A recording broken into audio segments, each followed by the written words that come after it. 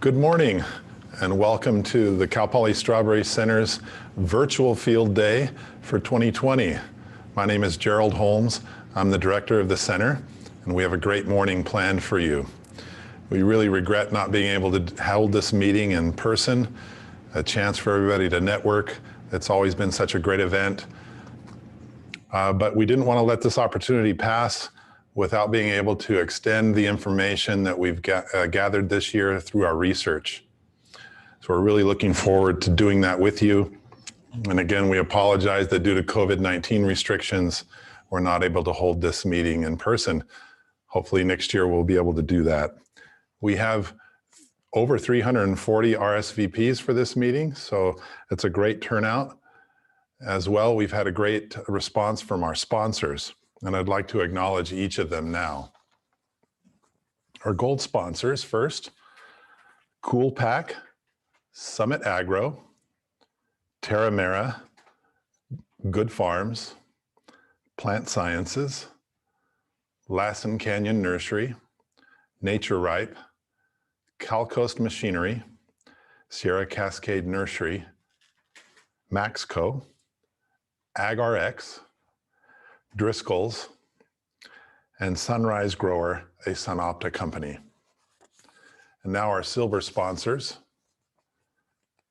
Bayer Crop Science, AgBiome, Syngenta, BASF, California Giant, Jane Irrigation, AMVAC, Corteva AgriScience, Thyram SC by Eastman, Biotalis, Geiniger Plastics, Trical Diagnostics, Wish Farms, Titan Frozen Fruit, FMC, Nishino America, Oppie, Marone Bioinnovations, Sim Agro, Agrian, Crown Nursery, Valent USA, Yara, Toro, Santa Maria Seeds, and DSM, makers of Zivion.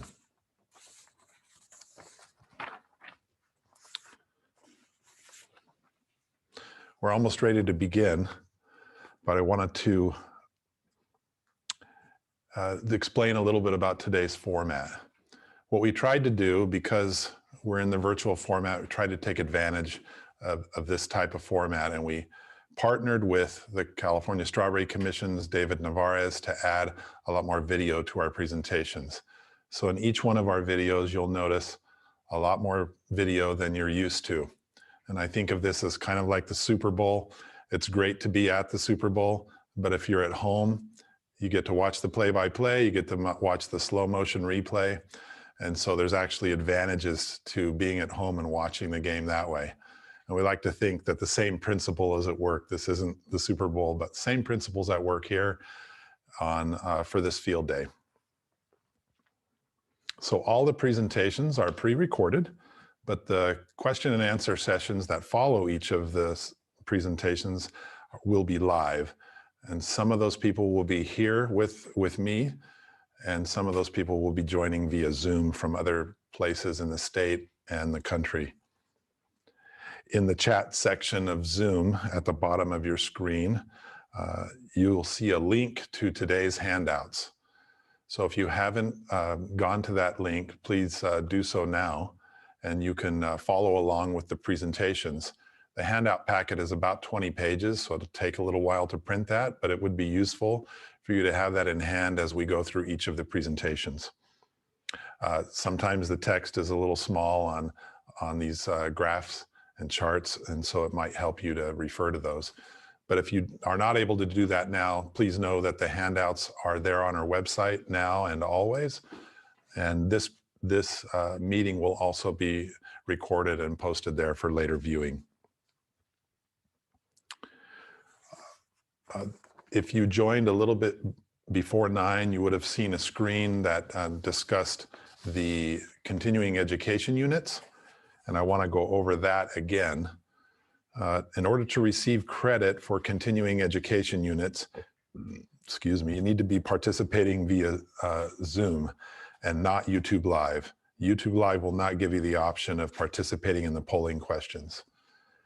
Respond to quiz questions at the end of each presentation. We're going to have one polling question, and then we're going to have one question from our audience. You need to pass the final exam with a score of 70% or higher. The good news is you can take that exam as many times as needed for you to pass. You'll need to complete the final exam by September 4th. And the CEU certificates will be emailed by September the 11th. So you'll need to complete the final exam by September 4th, and then you'll get an email by September the 11th. Smartphone users must use the Zoom app to be able to access the presentation material and respond to quiz questions. If you cannot see the polling questions, please follow the instructions via the link that is posted now in the chat box. And a link to the event handouts again will be posted in the chat box. So we're now going to do a practice polling question so that we know how many people are out there and that you have a chance to respond to the polling questions. And that should be on your screen. And it's a question about what region are you based out of? And it's either somewhere in the state of California or outside of the state or outside of the country. So please answer that question now. I'll give you a few seconds to do so.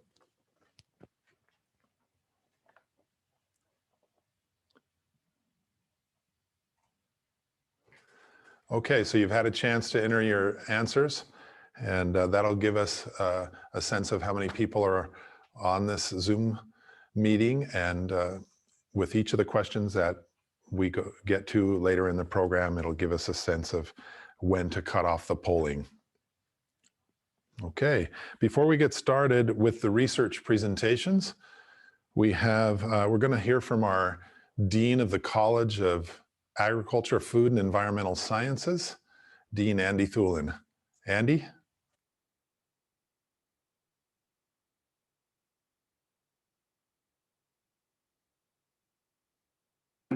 I'm Andy Thulin, Dean of the College of Agriculture, Food, and Environmental Sciences. Thank you for joining us virtually for the annual Cal Poly Strawberry Center Field Day. I want to especially thank all the wonderful partners who have helped sponsor this program and event today.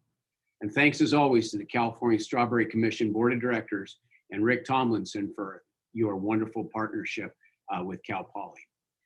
I want to acknowledge the Strawberry Center staff in doing an excellent job adapting this field day to a virtual format. Like all of you, we've been working hard day in and day out to adapt to the new reality brought on by the COVID-19 pandemic. Early on, the university wisely decided that essential research activity could continue. That is, research that's critical to the economic and health conditions in the state. We classified all the research conducted at the Strawberry Center as essential. And so all projects were and will continue to be completed on schedule. I picked up several clamshells of last season's strawberries at our drive-through retail store on campus. They continue to be some of the best strawberries I've ever had. So that's the good news. Unfortunately, as you all know, it's been a year of uncertainty for the strawberry industry. The Strawberry Commission did an excellent job of transitioning to new regulations, typically ahead of the state mandates, including social distancing, hand washing, face masks, and a full education campaign, which I know Rick will discuss in greater detail later today. I'm thrilled to share that the Strawberry Center's new entomologist, Sarah Zukoff, will start later this month. She'll be a fantastic addition to Gerald's team. For those of you that have been out at our strawberry fields recently, you've seen the construction of our winery and Grange Hall next door. This $22 million Center for Wine and Viticulture is entirely supported by our industry partners and donors. The winery is on schedule to be completed this fall, with the Grange Hall to be completed in March of 2021. I look forward to hosting industry events there with all of you in the near future.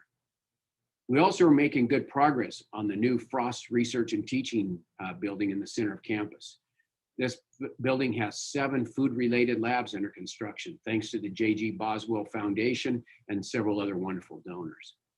I want to say thanks again to the Strawberry Commission for your ongoing partnership with Cal Poly and all of you for joining us here today. Hopefully we'll resume the in-person field day in 2021. Thank you and have a wonderful day.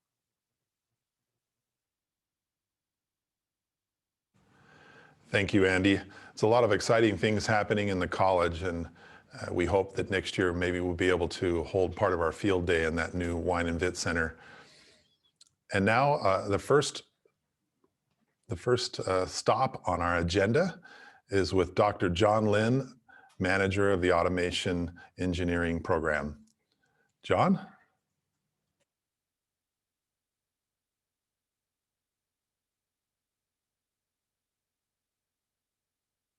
Hi, I'm John Lin, Production Automation Manager for the California Strawberry Commission and the Cal Poly Strawberry Center. Here at the center, we work together with students, faculty and staff, and the Commission's field team to both create and validate technologies for California strawberry growers. Today, we will focus on 3 pieces of field equipment: the Lygus bug vacuum, the spray rig, and the plastic mulch crosshole puncher. To tell you more, here's Jack Wells and Caleb Fink. Hi, I'm Jack Wells. I'm a Cal Poly alum, and now I'm the California Strawberry Commission's Production Automation Engineer. Today, I'll be walking you through the new Lygus bug vacuum improvements. First, here's a little background. The Lygus bug is the most economically damaging pest in California strawberries, costing growers an estimated $100 to $200 million in decreased fruit yields per year. The bugs feed on the seeds of developing strawberries, causing damage commonly known as cat facing. The majority of the industry uses bug vacuums to manage this pest. A bug vacuum is a tractor-mounted implement and typically covers 3 strawberry beds at a time. Each bed is covered by a single fan and hood assembly. The fans pull high-velocity air through the plant canopy, which sucks Lygus bugs off the plants and into a steel baffle located at the top of the vacuum's exhaust. The California Strawberry Commission's automation team began the Lygus bug vacuum optimization project in 2017. The primary goal was to increase the vacuum's total airflow. As such, the conventional narrow ducting was discarded in favor of a straight tube design. The straight tube design causes the fans to run more efficiently and therefore better utilizes the power available from the tractor. For vacuums used on 64-inch beds, the same tractor can now power 2 fans per bed instead of 1, which more than doubles the inlet area while maintaining the required airspeed. Modifications to the vacuum exhaust further increased performance. 6-inch risers were added between the top of the duct and the steel baffles. This allows much of the air that flows through the vacuum to escape around the sides rather than being forced through the baffles themselves. This escape route increased wind speeds at the inlet by 20%. Although the air now escapes out the sides, the momentum of the Lygus bug maintains an upward trajectory until it slams into the perforated baffles. Studies indicated that only 2% of the Lygus bugs survived the trip through the vacuum.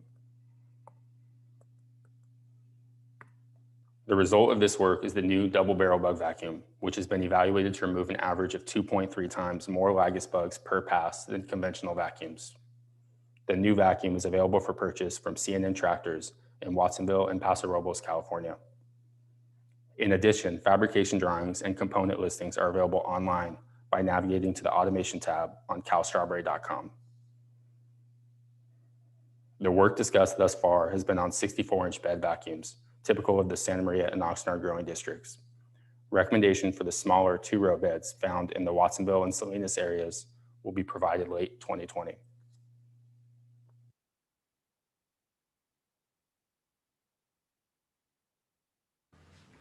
Thank you, Dr. Lin and Jack. And now I'm joined live with Jack Wells. We're going to answer a couple of questions.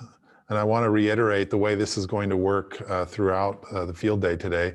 We'll have a presentation that is pre-recorded, and then it'll be followed by a polling question. And we'll do that live or on Zoom, depending on where the participant or the speaker is. And then we'll have a question from our audience. And the audience can pose their questions in the Q&A section of the chat in Zoom. And so, Jack, what's your polling question? So my polling question is, which of the following statements is not true with regards to the double barrel bug vacuum? 1, the Lygus bug causes over $100 million in fruit damage for California strawberry growers each year. 2, the double barrel bug vacuum removes 2.3 times more Lygus bugs than conventional bug vacuums. 3, the double barrel vacuum is currently commercially available. Or 4, the double barrel bug vacuum requires a more powerful tractor than conventional bug vacuums. So all of those statements were true except one, and it's your job to find out which one is not true.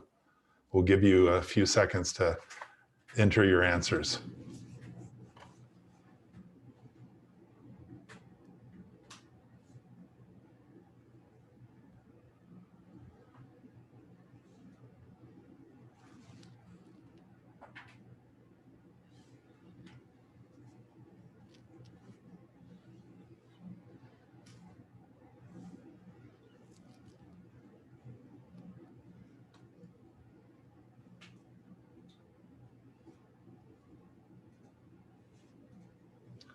All right, looks like we have our answers in. Time to find out how the audience responded. It looks like everybody said the last option was the one that's not true. The Right, double barrel yeah. vacuum requires a more powerful tractor than conventional bug vacuums. Right, so that is incorrect. So most of the audience got it correct. But the double barrel bug vacuum can be retrofitted onto the tractors that our growers in Santa Maria and Oxnard are already using for their conventional bug vacuums. Okay, that's an important point because I knew some people were wondering if they had to have a different tractor and you don't. Yeah, so there are parts like a gearbox, that pump that need to be replaced, but your standard 90 horsepower tractor that most growers are using will work. Okay, so we'll go to the Q&A section, and I don't see a question there. Let's see.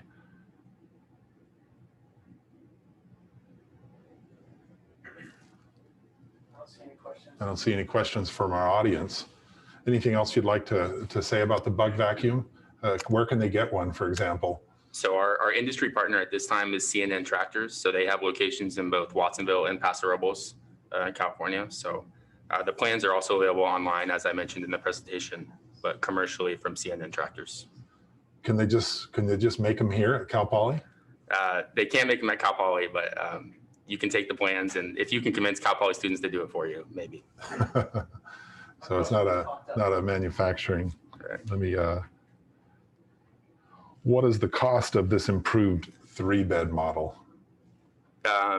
It's not really up to me. Yeah, if you get a quote from CNN Tractors, they would tell you. As far as the manufacturing and the components themselves are relatively similar price. Okay, so you don't really know what they're charging. Yeah, that would come to the person building it. Okay. But the components, I could say there's no more than 15 to 20% increase in price as far as components. A second question. We're going to have to move on, I think, given the time. So thank you, Jack. Our next presentation our next stop on our field day program is with Caleb Fink. Caleb?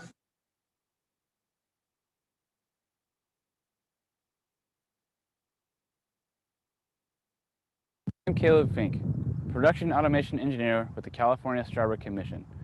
Today I'm going to talk to you about one of the grower's most important tools, the spray rig, and how to improve its coverage. But first, why is this important? Well, a uniform and thorough spray coverage is essential for pest and disease management. In 2018, a joint research project with UC Davis and the Commission found that spray volume does not equal spray coverage. Thus, greater volumes may not necessarily provide better coverage. Coverage depends on operator training, weather conditions, and rig design. We cannot control the weather, but we can design a better spray rig. Over the last 2 years, we have conducted spray trials across California's 3 main growing districts: Watsonville, Santa Maria, and Oxnard. During these trials, we take note of the spray parameters. For example, this spray rig uses 20 hollow cone nozzles, sprays at 150 psi, and is common to rigs found in southern growing districts. We also measure the rig's coverage with water-sensitive paper. From this industry-wide survey, we've identified critical elements that affect spray coverage. This includes spray height above canopy, pressure, number of nozzles, and type. Replicated and randomized field comparisons found that a closer to canopy spray height achieved better coverage irrespective of the other critical design elements.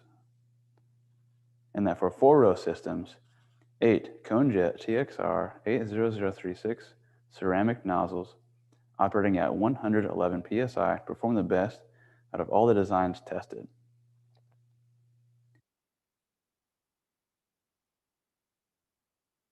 To date, 3 out of the 3 grower rigs who adopted a portion of the 4-row recommendation achieved between 10 to 30% improved coverage over their conventional rig design, while operating at the same tractor speed and volume per acre. Designs of a 4-row rig will be posted in the fall of 2020. Designs of a 2-row rig will be made available in the future of 2021.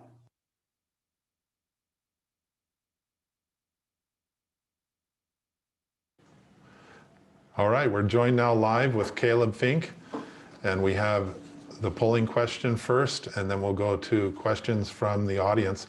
So if you have a question, please enter that question in the Q&A section of Zoom. So Caleb, go ahead and give us your first polling question. So which of the following statements is not true with regard to spray rig optimization? Answer 1, increasing spray volume will increase spray coverage. Answer 2, lowering nozzle height to adjust above the plant canopy improved spray coverage irrespective of rig design. Answer 3, 8 ConeJet TXR 80036 ceramic nozzles per bed operating at 111 PSI performed the best of all 4-row spray rig designs tested? Or is it answer 4, growers who adopted a portion of the 4-row spray rig recommendation saw a 10 to 30% increase in spray coverage? Okay, so again, one of those statements is not true, and the other 3 are true. Your job is to find out which statement is not true.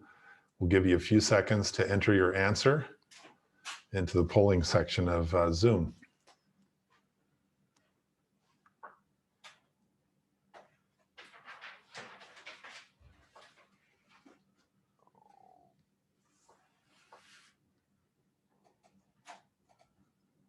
All right, looks like we have our answers. And our audience is saying that the first one is the one that's not true. Increasing spray volume will increase spray coverage. 82% of our respondents said that. Cool. Great. Yes, that's absolutely correct. By increasing spray volume, it does not necessarily mean you will increase your spray coverage. A study with UC Davis's Christian Nansen, just because you put more product out there does not mean you will increase your coverage. Interesting. That's sort of counterintuitive, right? Right. If you're going to put more volume, more liquid out there, wouldn't you get better coverage? How do we explain that? You would think so, but that's just not the case. Okay, not necessarily the case. So up to a point, and then there's a point of diminishing returns. That's right. And so what is the optimum, what have you found is the optimum spray volume given your new configuration? That's a great question, because that's what our next protocol will be. We'll be testing that out. We don't know for sure what the optimum spray volume is, but we will be testing it out shortly here. Okay, great. So it's time to move on to our next presentation, our next stop on the program, and that'll be with Dr. John Lynn. John?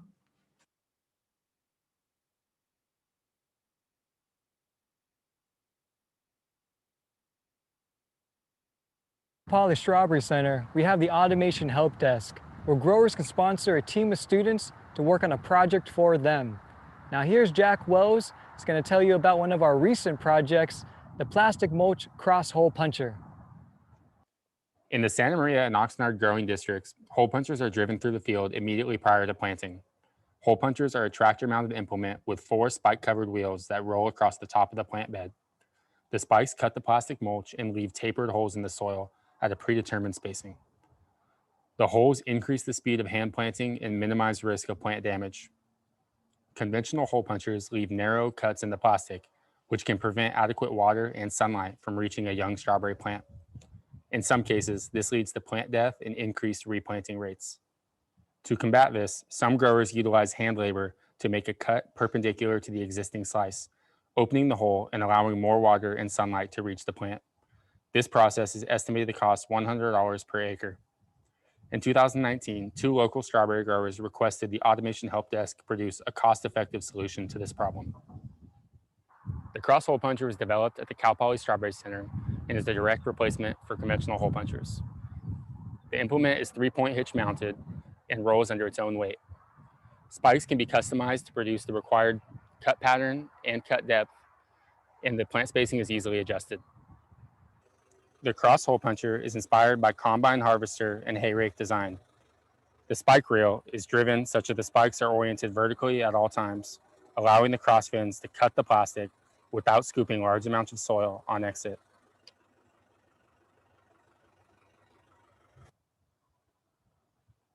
During the final round of field testing in June of this year, the grower sponsors were satisfied with the results and planted 2,000 plants on rows punched with a new implement.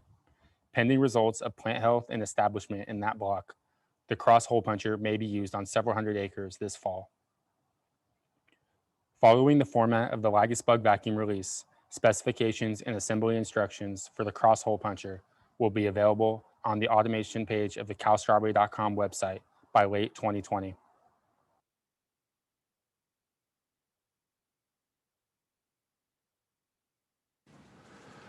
I'm joined now by Dr. John Lynn. John, that's an exciting new development. You have a polling question for our audience? Yes, I do. Which of the following statements is not true with regards to the cross hole puncher? 1. Manual cross hole punching is performed by some growers to help with plant establishment. 2. The Automation Help Desk projects are led by teams of Cal Poly students. 3. Designs of the Automation Help Desk cross hole puncher will be made available online late 2020. 4. Anyone can submit a project idea to the Automation Help Desk. All right, so 3 of those statements are true and 1 is not true. Your job is to vote for the one that's not true. We'll give you a few seconds to input your answers.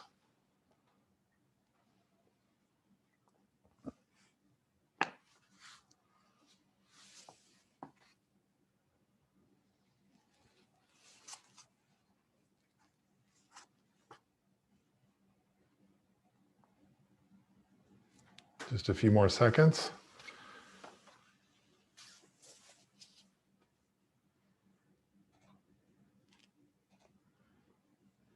All right, we have answers now.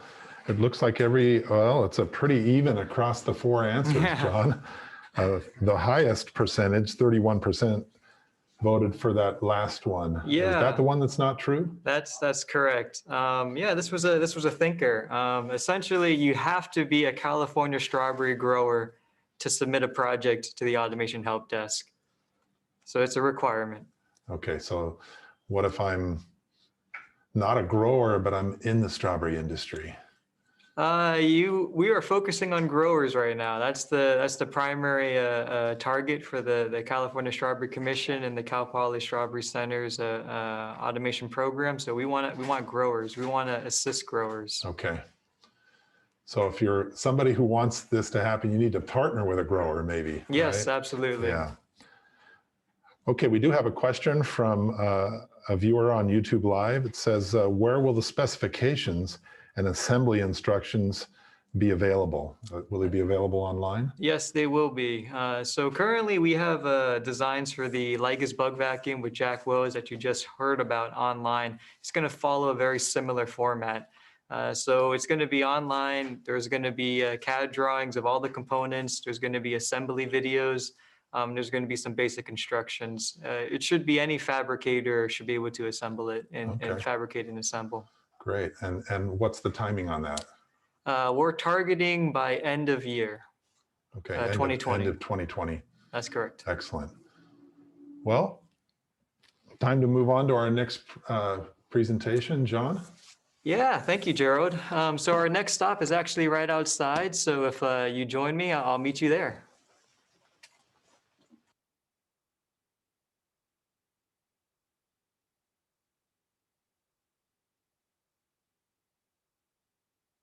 More than ever, strawberry growers are looking towards technology for solutions. That's why we've invited 3 of the leaders in automated strawberry harvesting to provide you a brief update.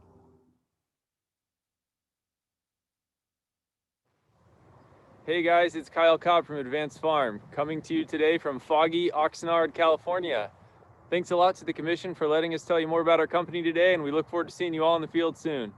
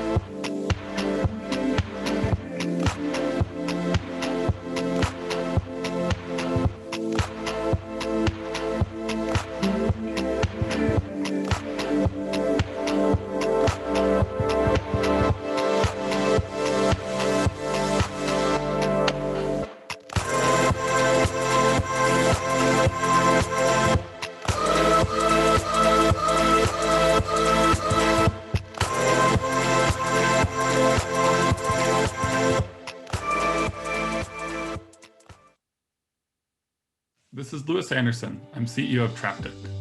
We are solving the problem of labor shortage and rising labor costs with robots. We've raised millions of dollars from top venture capital firms in Silicon Valley. We use that money to hire the best engineers in the world. And our team has developed three critical things. We've developed a patented gripper, which is capable of grabbing berries delicately. We've developed an intelligent vision system, which is capable of looking at plants and berries, deciding which ones are ripe and figuring out a bunch of other aspects of the plant. And we've built a durable robotic platform that's capable of operating in the harsh environment of a farm. And finally, we've demonstrated that this system together is capable of picking berries at very high quality. We've had an exciting year. We're into our 5th year of field operations. And most importantly, we've been running every day for the last 1.5 years of that. We've demonstrated the ability to run all day, every day, for long periods of time. That means we're out picking berries continuously. We've tested in every time of year, every field condition, a whole bunch of different plant varieties, every major geographic area. We've tested in early season, mid-season, late season. We were out in Oxnard through late May. We've been in Watsonville through late September. And most importantly, we figured out a way to safely and reliably harvest every berry on your ranch for the same or lower cost than what you're paying now, and in a way that increases your yield overall. Luckily, the impact of COVID on Traptic has been fairly minor. We have implemented standard safety procedures so that we're following industry best practices. Most of our team transitioned to remote work. We've been able to continue field operations like before. So we're still out there picking berries in a commercial farm all day, every day. We are starting large-scale deployments very soon. So if you're a grower, come talk to us about doing a commercial deployment. We're getting a lot of interest and we would love to fit you in. Send me an email at lewis@traptic.com or shoot me a call or text at 760-845-8171. Come talk to me about how we can help you harvest every berry on your ranch for a fixed cost per tray. Thanks.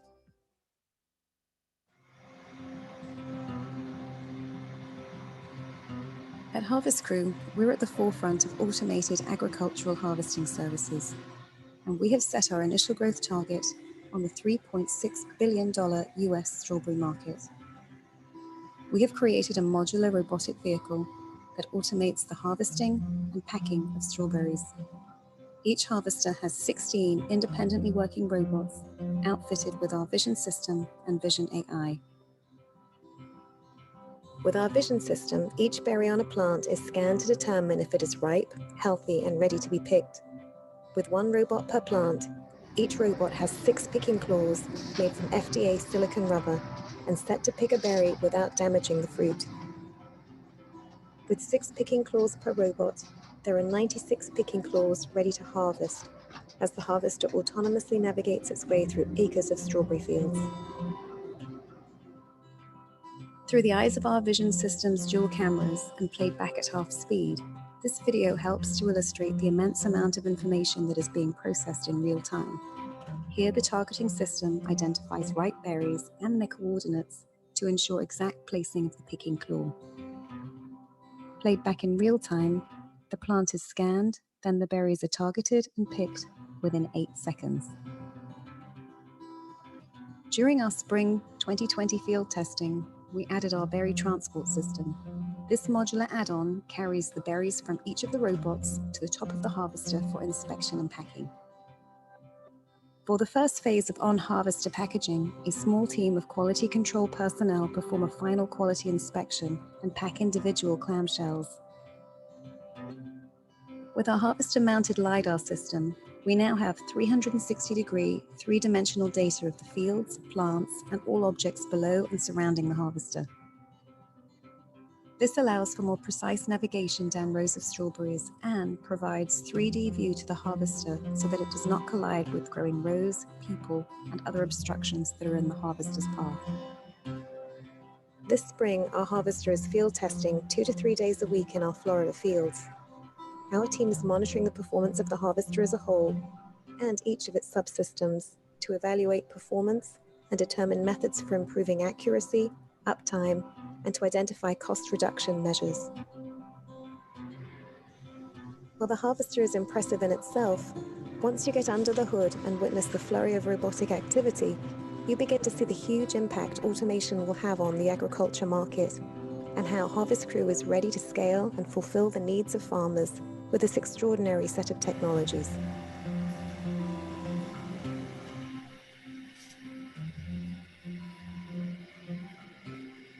To learn more about Harvest Crew and discover how we are about to revolutionize the strawberry industry with our innovative technologies, please visit harvestcrew.com. Thank you.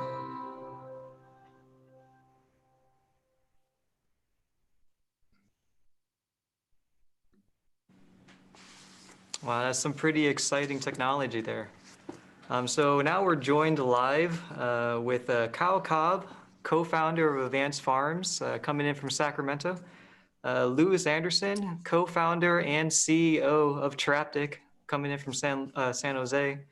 And Joseph A. McGee, executive chairman and CEO of Harvest Crew Robotics, coming in from Ireland, the furthest attendee, I think, to this event.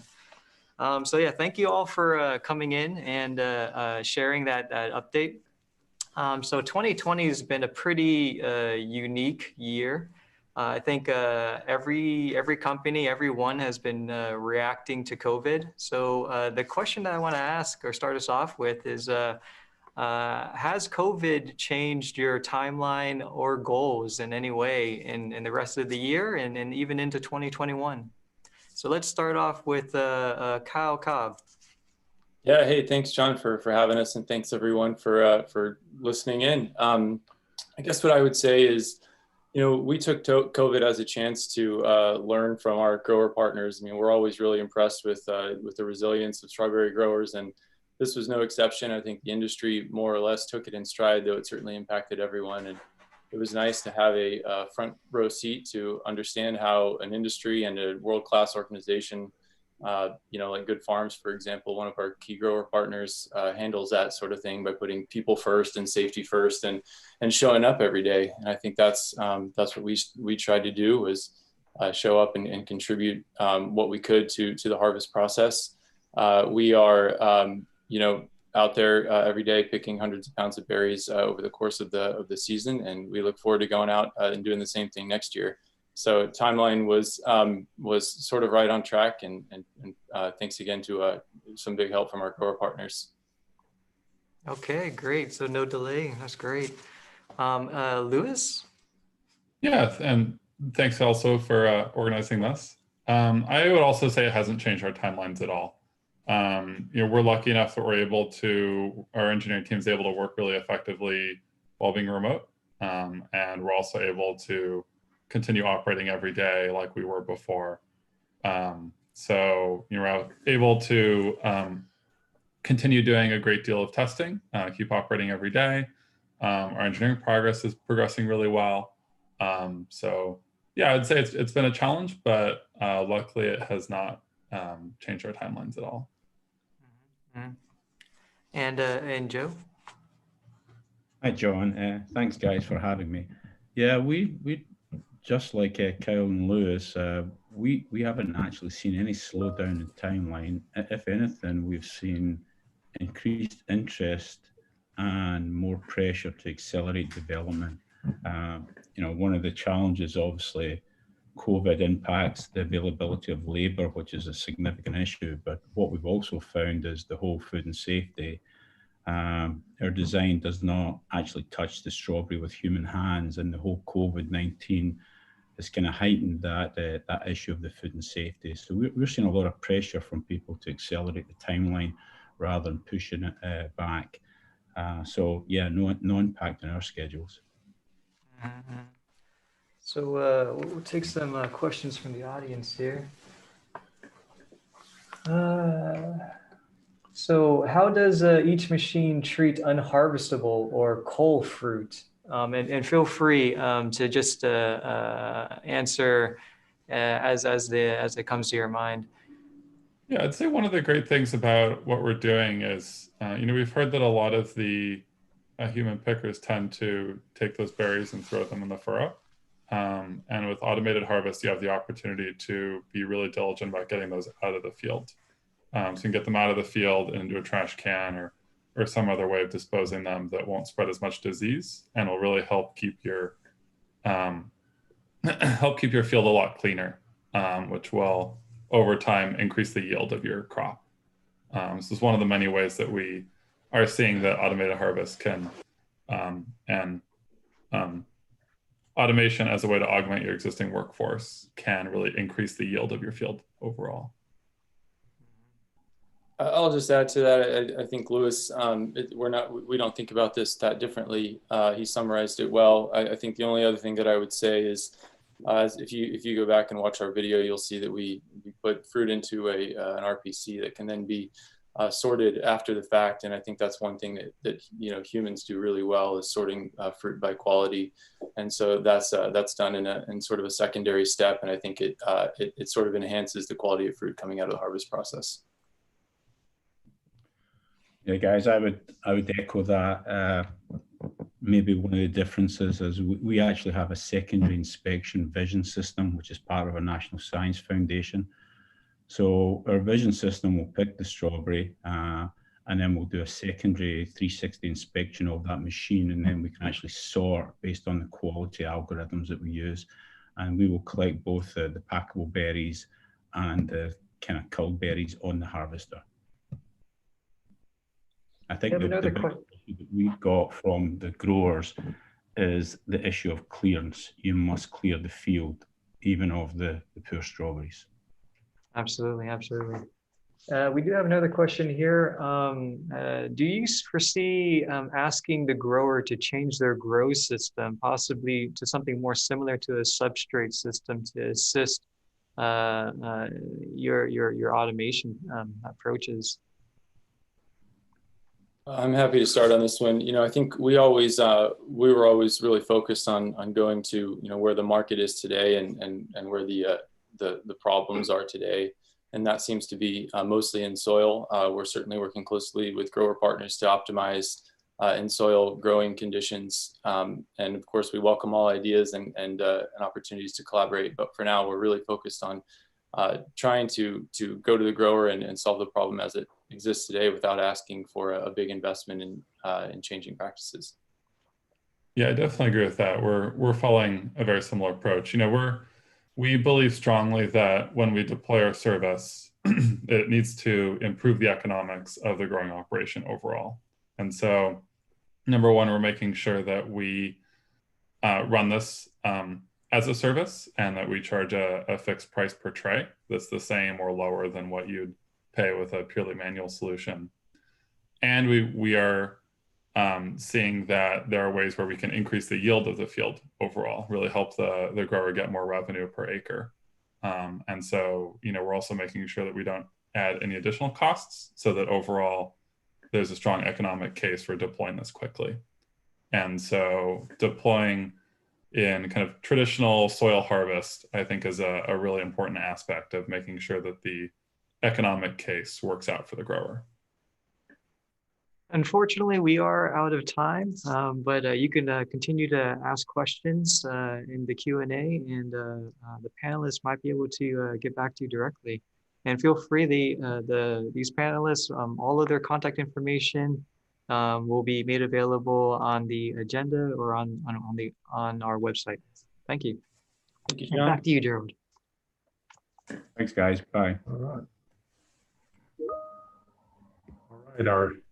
Our next stop on today's agenda is a master's student who's finishing her second year of research, Camille Garcia Brucher. Camille?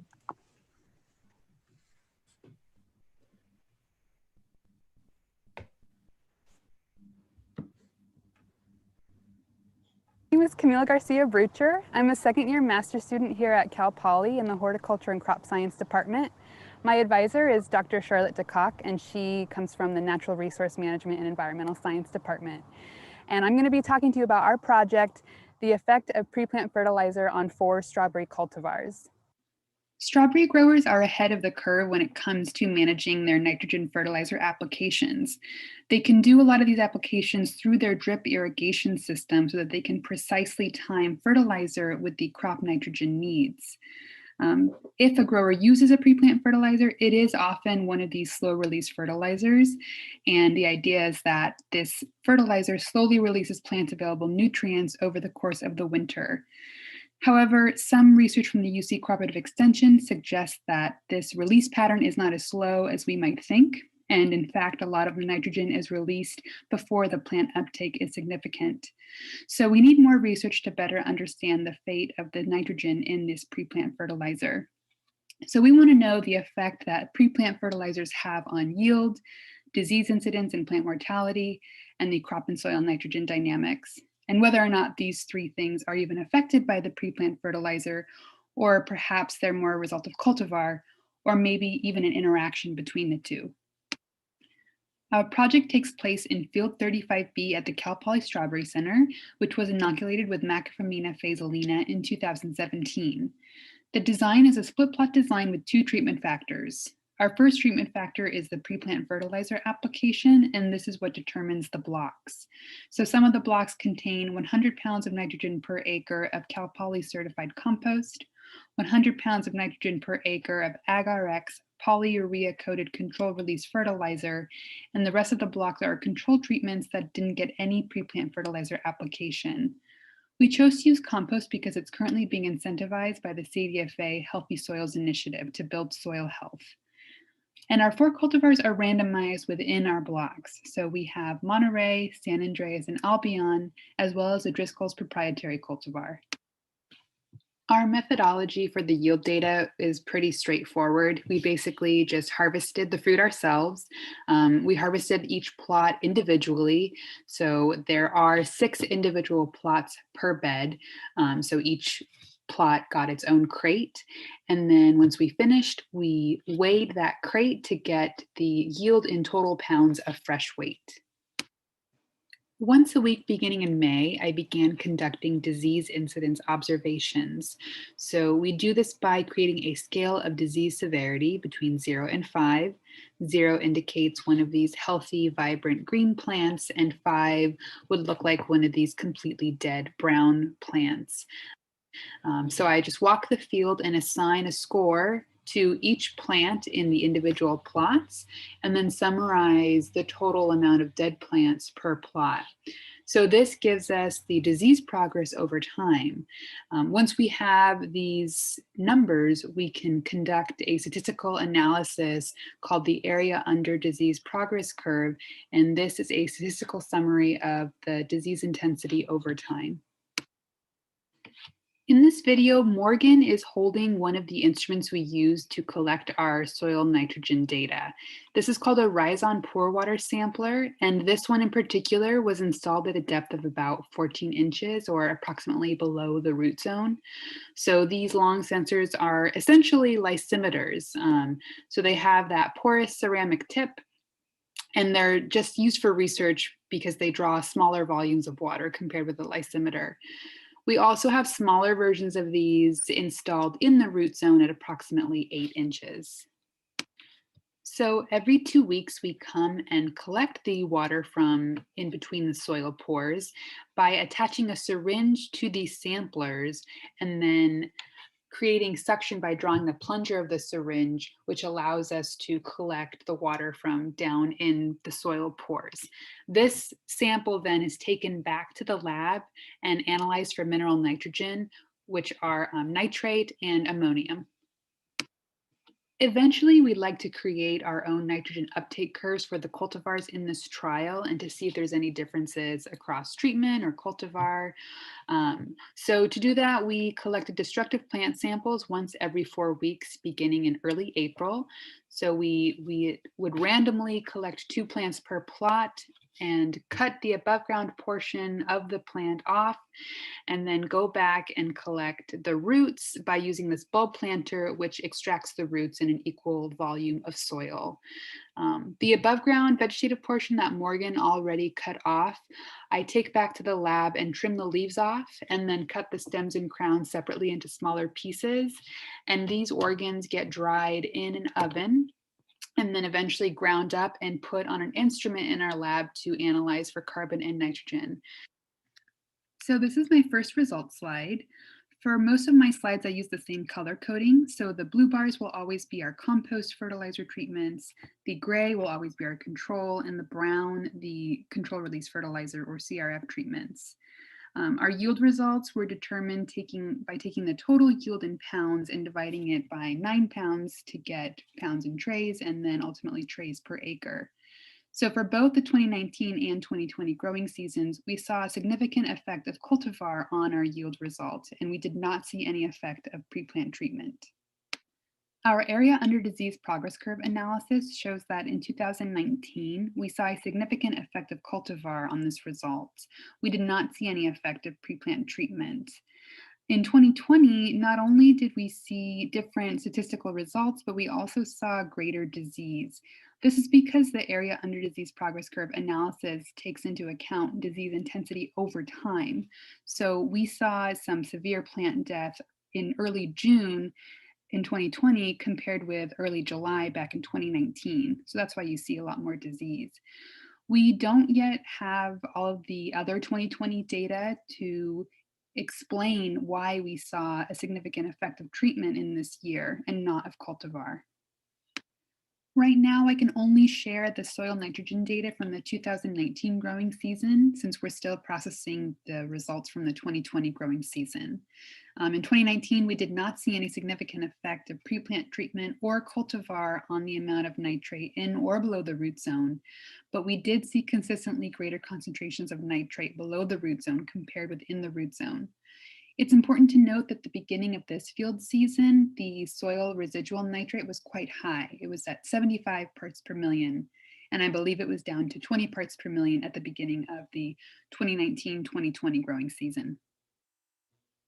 If you recall the video earlier in the presentation of Morgan taking that destructive plant sample, I mentioned that we took these plant samples roughly once a month or about every 4 weeks. So we did the same thing to get some fruit samples. So about once a month, typically around the same time we took these plant samples, we took our fruit samples so that we could also analyze the fruit for nitrogen concentration using the same methodology. Our results suggest that there were differences in fruit nitrogen concentration based on cultivar, but only in the early and final months of the growing season. And these results are only for 2019. We are still analyzing the crop nitrogen data for the 2020 growing season. The red dotted line on this graph shows the nitrogen removal conversion coefficient according to the draft Ag Order 4.0 from the Regional Water Quality Control Board. And they got their data from UC Extension Research. This final results slide has the cumulative nitrogen uptake in our plants for the 2019 growing season.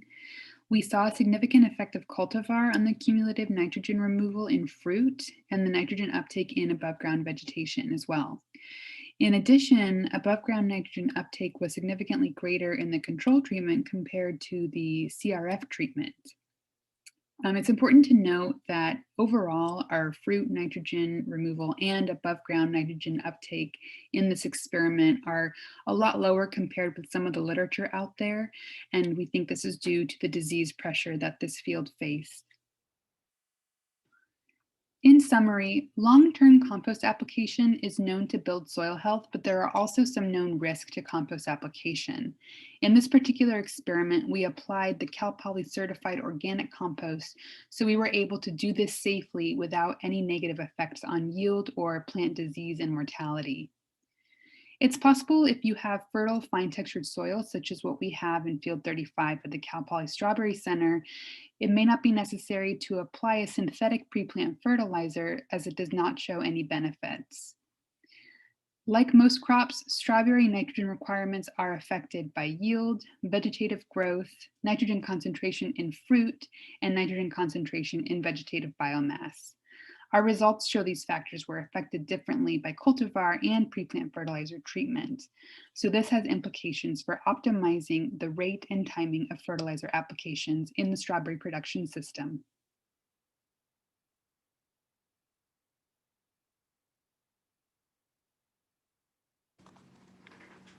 With me now is Camille Garcia Brucher. We have time for a polling question and a question from our audience. Go ahead, Camille. Yeah, so we have a question about the results from the first year of this project. So based on the results from the 2018-2019 growing season, in what zone did we see greater soil nitrate concentration? Is it number 1, below the root zone at a depth of about 14 inches, number 2, just in the surface soil, or number 3, in the root zone at about 6 to 8 inches? All right, we'll give you a few seconds to enter your answers.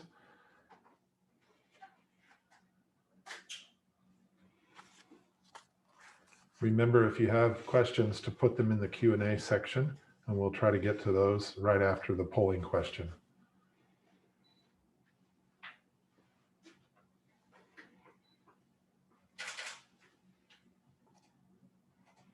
Looks like we have our polling questions in, and the greatest response, 57%, was below the root zone, 12 to 14 inches. Is that the correct answer? That is correct. And that makes sense, right? Because nitrates are very mobile in the soil. So it's often leached down quite quickly, especially depending on your soil type. So that is correct. Excellent. Good. Glad to see the audience is getting these right. We have a few questions from our audience. I think we only have time for one, though. Your yields seem, let's see.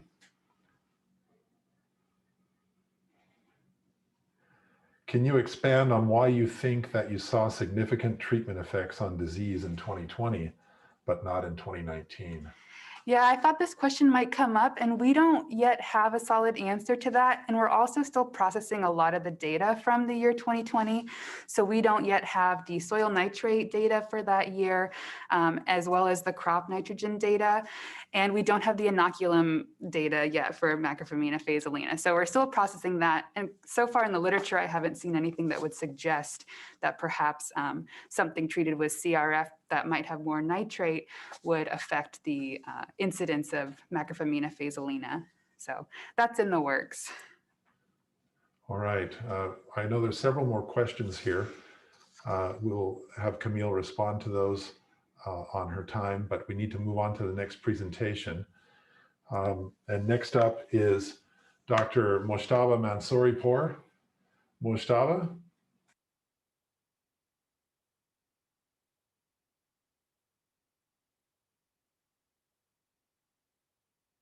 I am Mojtaba Mansouripour, Research Manager at Plant Sciences. I'll be presenting work I did as a postdoc at the Cal Poly Strawberry Center on evaluating host resistant to Microphamina crown rot in strawberry. Microphamina crown rot or charcoal rot is one of the major soil-borne diseases of strawberry. So Microphamina phaseolina is causal agent of this disease, which loves heat and high temperature. So we conducted this experiment at Cal Poly Strawberry Center, and I'm gonna talk about trial design at first, and then I'll talk about the method of inoculation that we used, and then I'll talk about evaluation method. At the end, I'll discuss the results. So we conducted this experiment in random complete block design or RCBD with 5 reps and 20 plants per rep. 4 reps were inoculated and 1 rep was non-inoculated or untreated check. This 5th rep or untreated check was bed fumigated with Ali 33 at 534 pounds per acre on October 7, 2019. Then we transplanted field on October 23, 2019 with 65 genotypes from 6 breeding programs, including University of California, University of Florida, Driscoll's, Plant Sciences, Lassen Canyon, and California berry cultivars. Here you can see the location of Microphamina field on Cal Poly campus, which is close to the Strawberry Center. And in this side, you can see the closer look of the field. And in the left side, you see the inoculated side of our experiment. And at the right side, you see the non-inoculated side of our field or fumigated side, which separated by 2 buffer rows. We inoculated field 2 weeks after transplanting, and we used 5 grams of cornmeal sand Microphamina inoculum. We put this inoculum around the crown and then cover that area with soil in order to increase disease pressure and induce the disease. We started to do drought stress from June 13th. And drought stress means withholding water, no water from Friday till Monday, during the weekend from June 13th till end of experiment, which was on August 3rd. We evaluated field every 2 weeks from December, and I count number of dead plants, and those plants considered dead, which was 100% all foliage necrotic. So, and we also sample plots and beds by random to make sure they are dead because of Microphamina phaseolina. In this slide, you can see the way that we go through plot to plot, bed to bed, to read the number of dead and number of live plants. Here you see example of plots. Look, in this one, at least 50% of plot dead. And in this slide, you see some plants with brown leaf, but those are still considered live plant because they still have green foliage. And here you can see all these plants are dead. And here you can see the difference between diseased and healthy plant from crown section. You see the diseased plant crown section is discolored by Microphamina, but the right one, the healthy one, is good. So here in this graph, you see our results. On the x-axis, you see plant mortality percentage, and on the y-axis, you see the name of all 65 genotypes. So, and you see we have resistance at the bottom, all the way to susceptibility at the top. So, and each one has an error bar which shows variation within a rep for that specific cultivar. And if the bar is longer, means higher variation, and bar is shorter, lower variation, more consistency. So here at the bottom, you see Mariposa UC Davis CBC and PS 9271 from Plant Sciences. So you see these four show 5% and low, and at the top you see Radiance, Ruby June, University of California, and Lassen Canyon, which shows 90 and above percentage mortality during this experiment. In this slide, you see the same genotype, the same experiment, but they sorted based on breeding program. And you see in each breeding program, they have both resistant and susceptible. So they have all of them in their material. At the end, we conclude that a wide range of susceptibility we have among genotypes and of breeding program.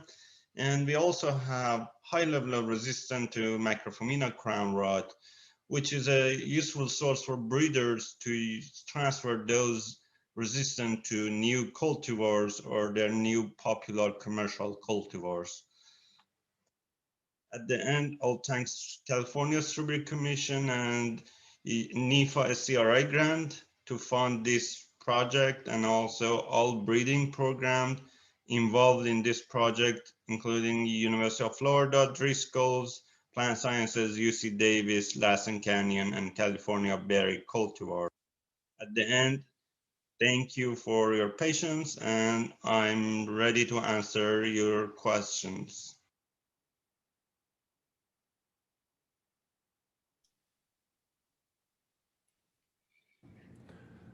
Thank you, Mojtaba. Mojtaba is joining me live via Zoom from Watsonville. And so Mojtaba, you have a polling question, and then we'll take questions from our audience. Go ahead with your polling question.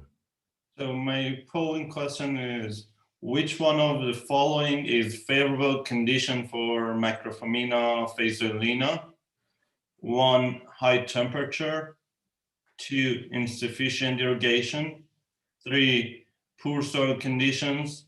4, all of the above. All right, so we'll give everybody a few seconds to input your answers.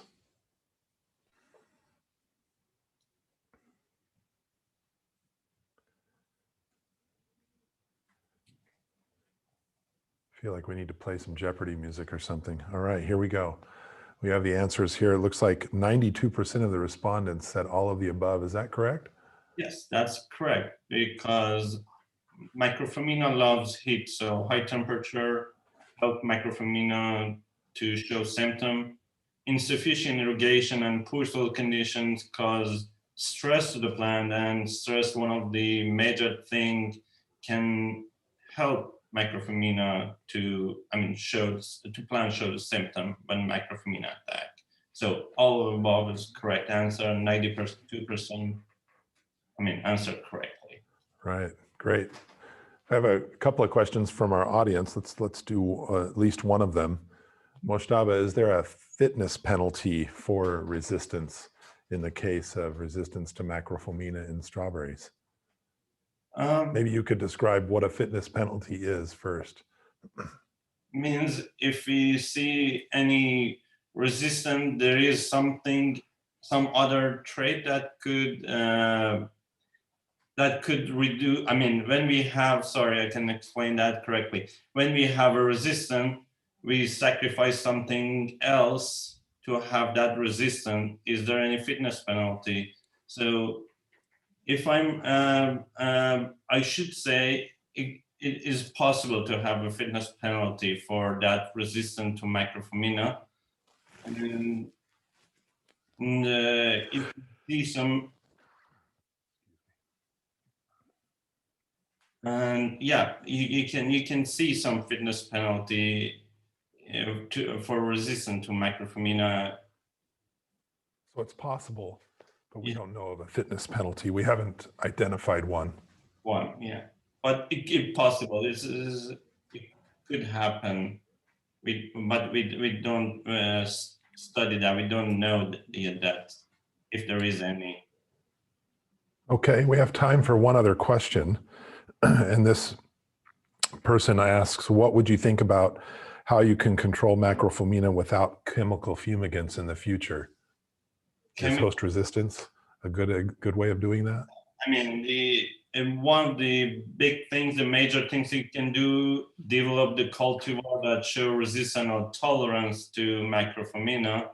And the other things beside fumigation is crop rotation, which is not 100% control the macrofomina, but crop rotation with broccoli, ASD also, Arabic soil infestation could help, but those are not gonna 100% control macrofomina. But the major thing that we can consider is using resistant or tolerant cultivars. Okay.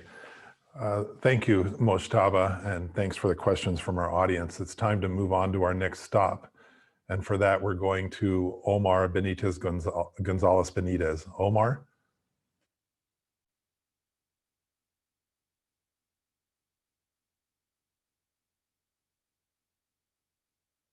Hello, my name is Omar Alexander Gonzalez Benitez, and I am a staff research associate at the UC Davis Strawberry Breeding Program. Today, I'll be talking to you about our anthracnose trial, where we screened 105 cultivars in elite breeding lines in the span of 2 years. I first would like to say that I am currently a UC Davis employee, but all this research was done when I was doing my master's with the Cal Poly Strawberry Center. An overview of my presentation is I'll introduce anthracnose. I'll then go over the objective of this experiment. I'll do materials and methods and how we got our ratings, our results, and then our conclusion. Anthracnose is caused by Calototricum occultatum. Anthracnose is an economically important disease because when present, it can cause high plant mortality. Anthracnose has a broad range of hosts. This includes almond, apple, pines, and some weeds. Some symptoms that characterize anthracnose are necrotic and blight symptoms on plant leaves, petioles, flower, or even roots. Now this is seen by image number 1, where you can see the necrotic and plant collapse, eventually leading to the death of the strawberry plant. Anthracnose also causes fruit lesions on ripe fruit. You can see this on image number 2 and number 3. The image number 4 shows the fruit lesion zoomed in where it shows the anthracnose spores. Other symptoms that characterize anthracnose are dark brown and black sunken lesions on petioles and runners. Now in all these 3 images, you can see a set of petioles and runners that are infected and with sunken lesions and some necrotic spots.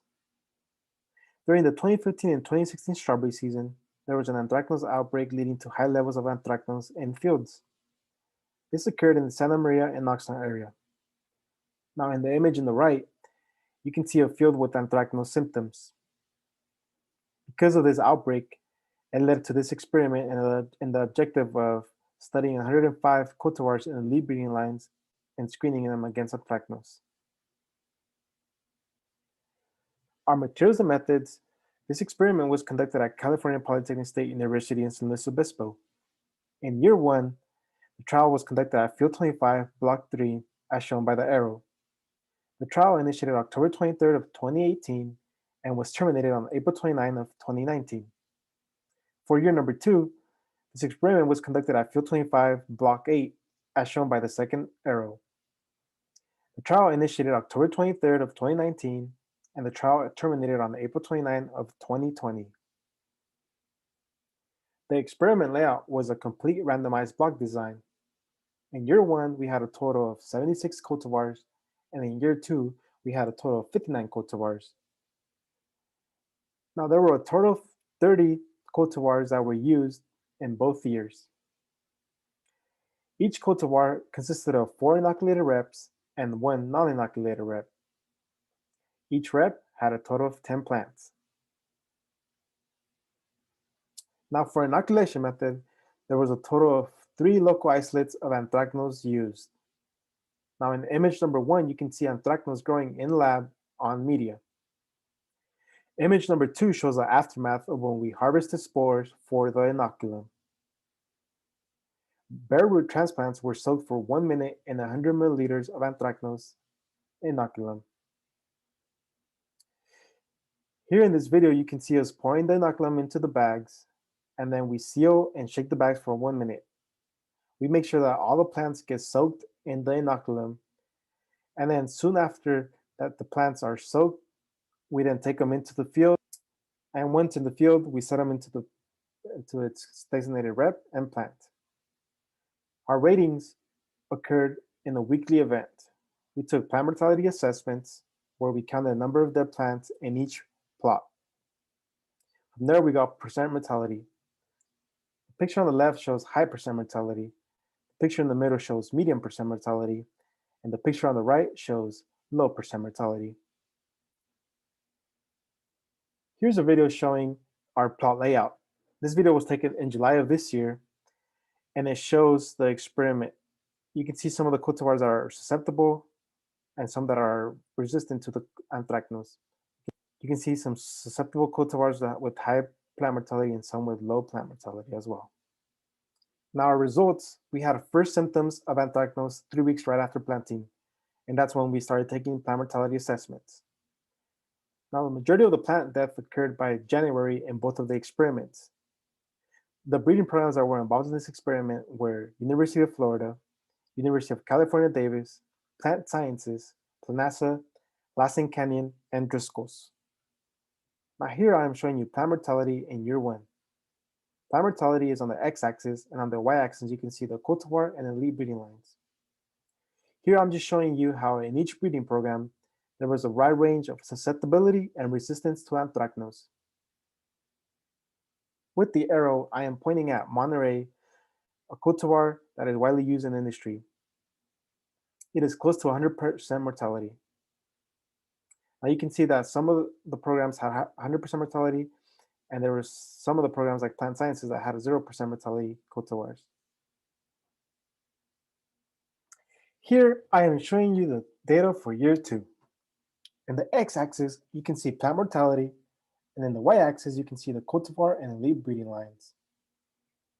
Again, in all the breeding programs here, you can see that the susceptibility and resistance among all cultivars had a big range. In this year, Planasa did not participate in the experiment. Now I'm highlighting cultivar Monterey, and you can see that it's at 100% plant mortality. Now this year, there was no cases where any cultivars had 0% plant mortality. I am now showing you the 2-year data of the 30 cultivars that were in both years. Here you can see the black graph shows the 2018-2019 season, and then the gray graph shows the 2019 and 2020 season. You can see cultivars like Victor and Monterey that are right at the very top with high percent mortality show the cultivars had very similar results in both years. But then you see cultivars like Del Rey, which is a third down of the y-axis, or others like Ruby June, which is a third from the bottom of the x-axis. You can see that they have over 50% difference in both years. This is important because it shows that it's important for a breeding program to conduct experiments more than 2 years. Now for management practices, first I'll go over pre-plant. It is important for nurseries to use good sanitation practices because this can lead to using disease-free plants. Other ways that you can manage anthracnose is by fungicide dips immediately prior to planting. Now the number one way to manage anthracnose is by using host plant resistant cultivars. After planting, if anthracnose is in your field, the best way to manage it is by avoid using overhead irrigation. This is important because the anthracnose spores love to spread through irrigation. Another thing is practicing good field sanitation practices. This includes removing weeds, infected plant material, and infected fruit. It's important to remove them because through irrigation, they can spread easily if those plant material are infected and in the furrows. Another thing to do is IPM and scout fields. This can help you identify any hotspots in the field, and then you can accurately provide foliar application of fungicides to help minimize anthracnose spread. Thank you.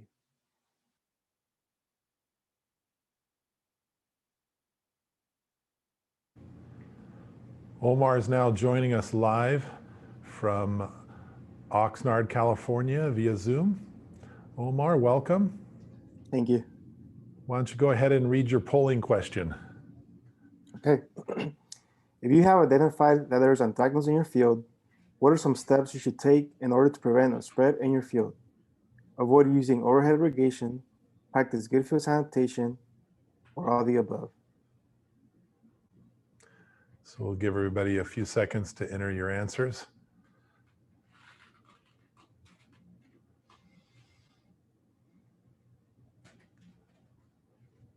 Looks like we've got the answers there. It looks like everybody selected all of the above answer. Is that correct, Omar? Yes, that's correct. All right, let's see if we have any questions from our audience. It looks like we have one. Omar, why do you think your results do not align those observed at the University of Florida? Is it because of the wide difference in environment, or could it be different races of Calototricum? Yes, so it can be both. I know in Florida, the weather over there is more humid, so more prevalent for anthracnose. And then in our case, we use anthracnose isolates that were local from California. So we collected those all around California. And I assume that in Florida, they use isolates that are Florida, so they're more used to the cultivars over there. In our case, probably the University of Florida cultivars are not familiar with the isolates here. And so that's why there's a big difference in that. All right. What about stunting? Can the pathogen stunt the plants without killing them? And did your particular rating take that into account? Yeah, so my rating did not take that into account because I was just doing percent mortality, where I was just counting the plant was 100% dead, where it was completely necrotic and no green leaves. So I did not take stunting into account. But when in the field walking and doing my ratings, I did see some stunting of some plants that were still alive, but you can say they weren't 100% yielding how they should in terms of the strawberry plant. Okay, so that's a 2-year study that you did as your master's program. You're now working for the University of California Davis breeding program. So congratulations to you. Thank you. It's time to move on to our next stop on the agenda. And our next presentation will be by Kyle Blauer. Kyle?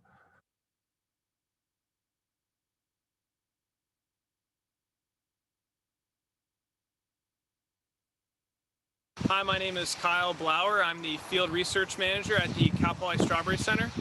I'll be reviewing the results from our 2020 fungicide efficacy trial for controlling Botrytis gray mold. The cultivar used in this study is the ever so popular Monterey, planted into your standard raised bed. This is considered a small plot study replicated 4 times with 5 spray applications over a 4-week period. Prior to the first application, we remove all pre-existing fruit from the trial area, leaving only the flowers. We apply the products with a handheld backpack sprayer. After all the applications, I'll evaluate these treatments by determining the level of Botrytis incidence in the field and collecting fruit for a post-harvest evaluation. This is an example of what the post-harvest evaluation might look like. We store them at room temperature and monitor them every 2 days. The tray on the left is switched with a weekly rotation of Captan, and the tray on the right is the non-treated. The idea here is that all the fruit are similar in ripeness, a little white shoulder is okay, but definitely no bruises or rot. So jumping to 6 days after harvest now, your eyes are probably immediately drawn to all the rot on the non-treated tray, but there are actually 6 berries on the switch rotated with Captan side.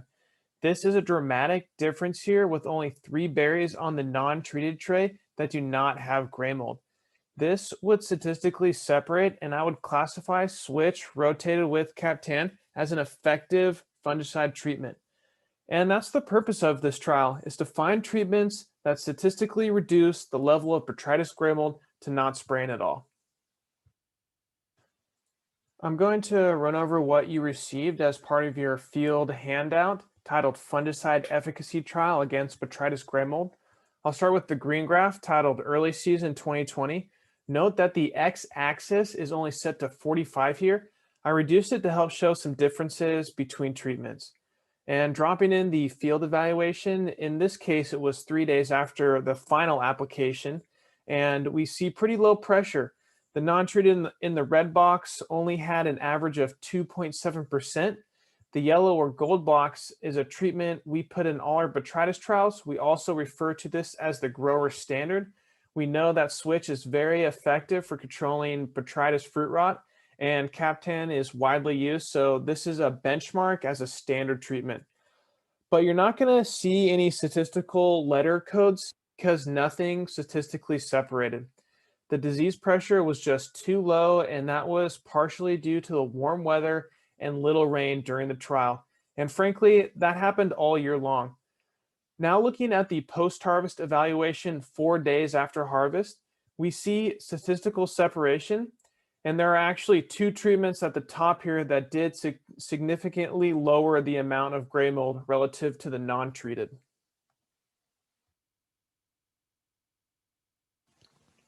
Moving on to the yellow graph from the handout, this is the peak season trial. Note that the x-axis has changed to 70, and we can see the low pressure in the field evaluation again. The non-treated in red was at 1.8%. To put this low pressure into perspective, usually I like to see at least 10% here. I want to test these products in extreme conditions. And to increase the disease, I will use sprinklers to prolong the leaf wetness. But when it's warm and windy, it really doesn't matter how long those sprinklers are on for. The sun and wind will evaporate that water quickly and not create a conducive environment for botrytis to grow. It's all about prolonging that leaf wetness to get a lot of botrytis in your trials. There was even one treatment here that yields 0%, but we still don't see any separation because there was also one rep in the non-treated that yielded 0% botrytis. When the non-treated has 0% in one of its reps, it's impossible to separate the treatments. But this is what happens sometimes in field trials, and there's really nothing you can do about it. Looking at the 6 days after harvest, there was one treatment that was significantly separated at the top of the graph. It may appear that this trial had higher pressure, but that was because this data is from 6 days after harvest, not 4 like the early season. If we were to look at the other evaluation days, nothing statistically separated, so that's why I chose these 2 dates.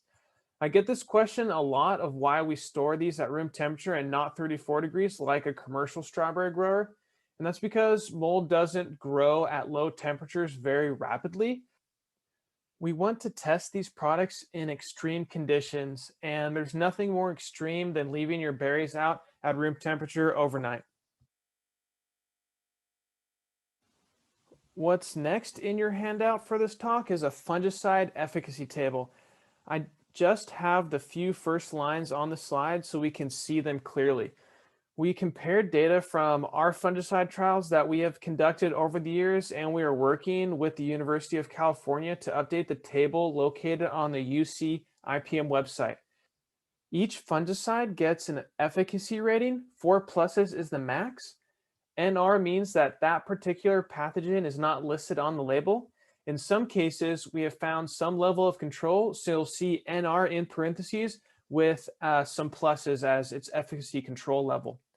ND means no one has tested it for this pathogen yet. Ideally, if we want to continue to update this, I would like to see no NDs on this table. The superscript Rs mean we have recorded resistant populations from strawberry fields throughout California or confirmed the results here at Cal Poly. This table is subject to change when officially published by UC. You'll be able to tell what version of the table you're looking at by the Cal Poly logo and date on the bottom corner. Ideally, we want to be on the same release time, but we wanted to get this data out to you, so we have released it early.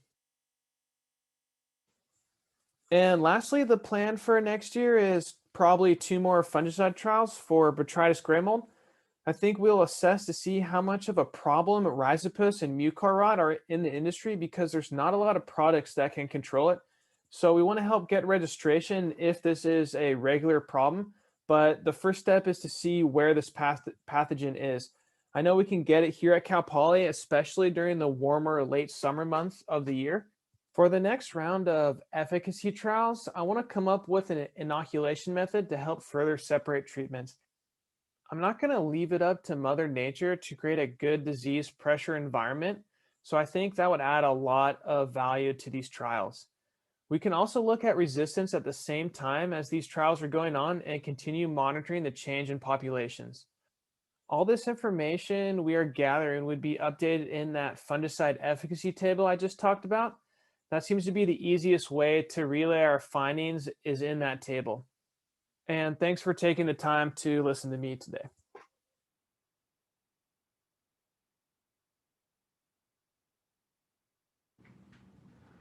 Kyle Blauer joins me live now here in San Luis Obispo. Kyle, go ahead with your polling question. Yeah, my question is, what do we use as the grower standard in our botrytis efficacy trials? 1, non-treated. 2, there is no standard. 3, switch rotated with Captan. Or 4, a weekly rotation of Elevate, Kenja, switch, Maravon, then switch again. We'll give you a few seconds to think about that and enter your answers.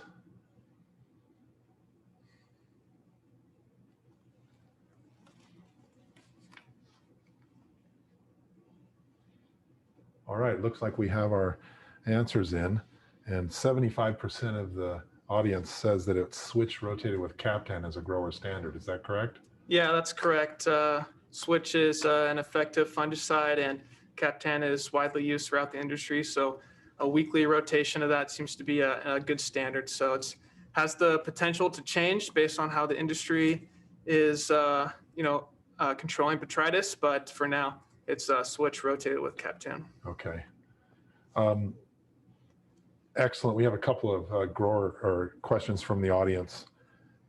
What do organic strawberry growers have as options for this disease other than cultural management practices? That one might be referring to the previous presentation, but it applies here to botrytis as well. Yeah, what so are the organic options? There are some organic options. It can be the ones that are registered for California are on that table I talked about towards the end on the second page. Also in your handout, you'll see down at the bottom, there's efficacy ratings for common strawberry diseases, powdery mildew, botrytis gray mold. Okay, so refer to that University of California efficacy table, right? Yeah, and there's going to be products that we didn't get to, or they may have similar active ingredients. So you may see, a trade name on there that shares a similar active ingredient with another that's not listed. So we mostly just keep to the same active ingredients on that list. Okay.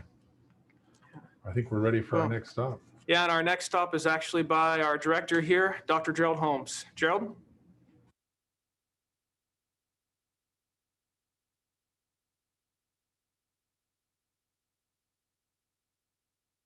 I hope you're enjoying our virtual field day so far. As you can see, this is not a Zoom virtual screen. This is an actual strawberry field during harvest. My name is Gerald Holmes. I'm the director of the Strawberry Center, and my topic today is botrytis gray mold. The worst thing that can happen is the grower puts all the effort into growing the crop, harvesting the crop, cooling and shipping that crop, only to have problems with arrivals. So what we did is we looked at the conditions in the field as they relate to post-harvest occurrence of botrytis. Things such as temperature, leaf wetness duration, rainfall, and fungicide application timing and frequency. Let's get started. Botrytis fruit rot is the most important fruit disease of strawberries worldwide. And it's a really easy disease to diagnose and to find in the field, except when it's hiding underneath the calyx like you see here. You see the calyx is wet, that petal got stuck there and the moisture got trapped, and eventually that will decay. Botrytis is everywhere and it's just looking for an opportunity. And no matter how good the pickers are, no matter how conscientious, some of that will escape detection and end up in the clamshell. It's unavoidable. The most common way that the disease is managed is through the use of fungicides. This is a very expensive thing to do. It doesn't always give us the results we want, and we wish there were more reliable means of controlling the disease. Each year at Cal Poly, we conduct fungicide performance trials against botrytis. And one thing we've noticed is that some years there isn't very much disease. As a matter of fact, out of the 10 trials you see here, only 2017 was there a relatively high level of disease. Look in 2018, in both the spring and the summer, there were no disease in the field. So we decided to do a survey because we think that maybe we're spraying fungicides more frequently than needed. We thought that if we looked at the incidence of post-harvest botrytis by simulating commercial handling practices, we could get a handle on this, knowing that some of the botrytis is going to sneak through and get into the clamshell, right? So we wanted to know when the peaks of botrytis fruit rot occur on a commercial level in relation to temperature, rainfall, leaf wetness duration, and the fungicide programs. To do this, we set about doing an industry-wide survey in all 3 districts, starting in January and up to the present. We selected 12 sites, 4 per district, and at each site we have 4 sampling locations where we take 4 clamshells. What that ends up giving us is 16 clamshells or 2 trays. And I'd like to thank the collaborators, Dan Lagarde and his team, Miriam, Daniel, and Ignacio, as well as the growers and PCAs who are letting us in their fields to do this work. Not to mention also here at Cal Poly, our students and staff, especially Dr. Hewa Vitharana, who is leading this project. Here are the 12 sites we selected, 4 in each of the 3 districts. There's different varieties and different growing practices. I want to point out the 3 pairs, 1 pair in each of the districts. In Oxnard, we have the same variety, Fronteras, but with different growing practices. In one case conventional and the other organic, and you see that repeat with Monterey and Santa Maria and with Plant Sciences 9271 in Watsonville. So this is how the assessment works. You start with those 2 trays with 8 1-pound clamshells. Those come directly from the field and are immediately transported to Cal Poly. At Cal Poly, they're put in an incubator at 34 degrees Fahrenheit for 7 days. That is the standard storage temperature for strawberries, but 7 days is longer than most, the longest shipments. Coast-to-coast shipments are about 4 days, but when we tried that temperature, we weren't getting any decay, so we needed a little more sensitive assay, and we extended the storage period to 7 days. After the 7 days, the fruit are assessed for the presence or absence of botrytis. Just to give you a benchmark of the amount of decay that one would likely see, this is a pallet with 108 trays of the 1-pound clamshells. And what's typical in a cooler is the quality assurance team will take a clamshell at random from the bottom layers, another clamshell from the middle layers, and a third clamshell from the upper layers. And they'll take those, and assuming that those clamshells have 20 fruit per clamshell, there's more larger fruit in the beginning of the year and smaller fruit at the end of the year, but 20 is a good average. Now, if you found 2 fruit in those 3 clamshells of 20 fruit, you'd be exceeding the USDA #1 standard for decay. Actually, 2 in 60 is 3.3% decay. Okay, so with that behind us, you know the methods. What are the data? So we have 2 ranches here in Oxnard. The blue, will use the same color scheme throughout. The blue is the organic and the red is the conventional. The USDA #1 standard is there at 2% for reference. Now let's take a look. That's the conventional, and this is the organic. And this is the most dramatic out of the 3 regions where you see a big separation between organic and conventional. And when I say organic, I mean no fungicides were used in this case. We know that there are organic fungicides, but in this case, no fungicides were used. So in 3 different instances, the levels went way above, and 15% incidence of botrytis is huge. Now, looking at the incidence of botrytis as it relates to rainfall, the rainfall is the blue line, and the botrytis incidence are the gray bars, showing exactly what you saw in the previous graph, but now in relation to rainfall. This is the conventional field, so rainfall there at 2 or 3 instances, and now the other, the USDA standard there at 2%, and this is the organic field, showing again the rainfall coinciding with the incidence of the disease. Let's go now to Santa Maria.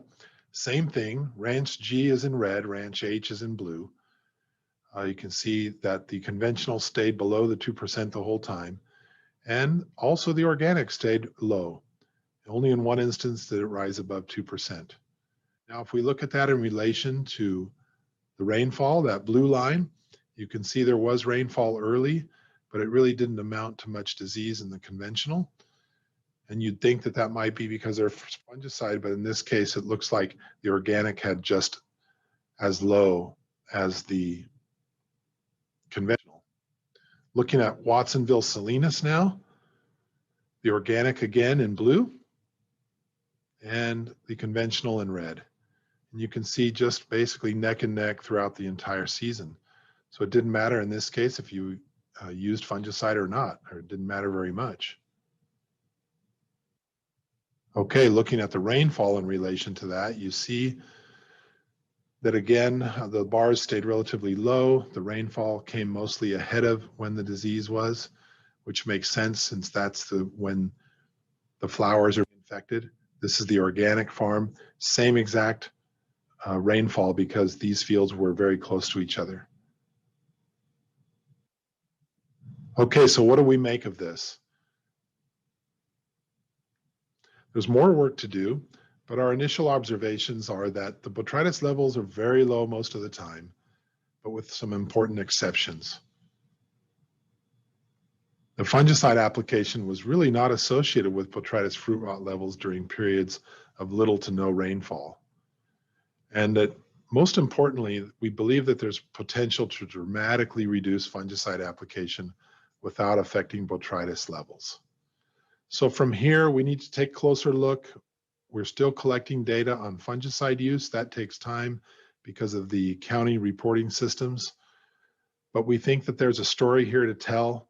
And at the end of the day, where we're going is we think that we will be able to dramatically reduce fungicide application without affecting botrytis levels. And that's pretty exciting.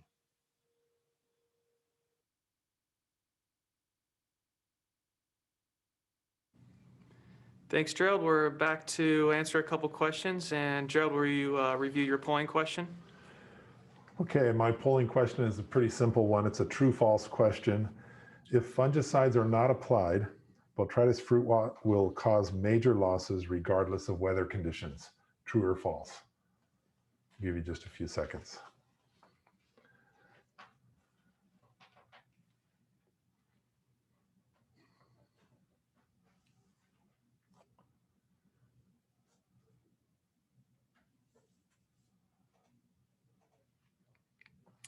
All right, and it looks like most people answered false. Is that the correct answer? Right, that is the correct answer. It was not, depending on weather, right? The weather is really important for botrytis, and there were lots of periods where we just didn't really measure that much disease, more so than there were disease, right? So it just suggests to us that there might be a way to save fungicide sprays and not really sacrifice our control of that disease. And it doesn't look like we have any questions, so let's move on to the next stop. Yeah. All right, our next stop is with one of our graduate students, Michael Palmer.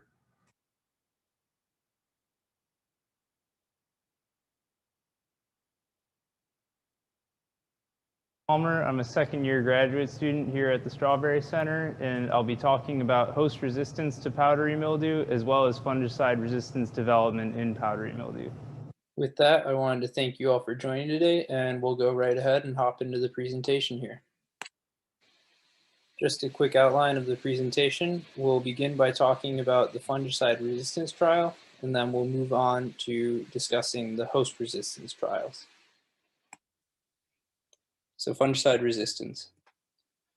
The fungicide assay starts when I get a sample, and so I either go out and collect this sample myself, or I get it from a PCA or from someone at the commission, and it's always some sort of infected plant material, whether that be leaves or berries.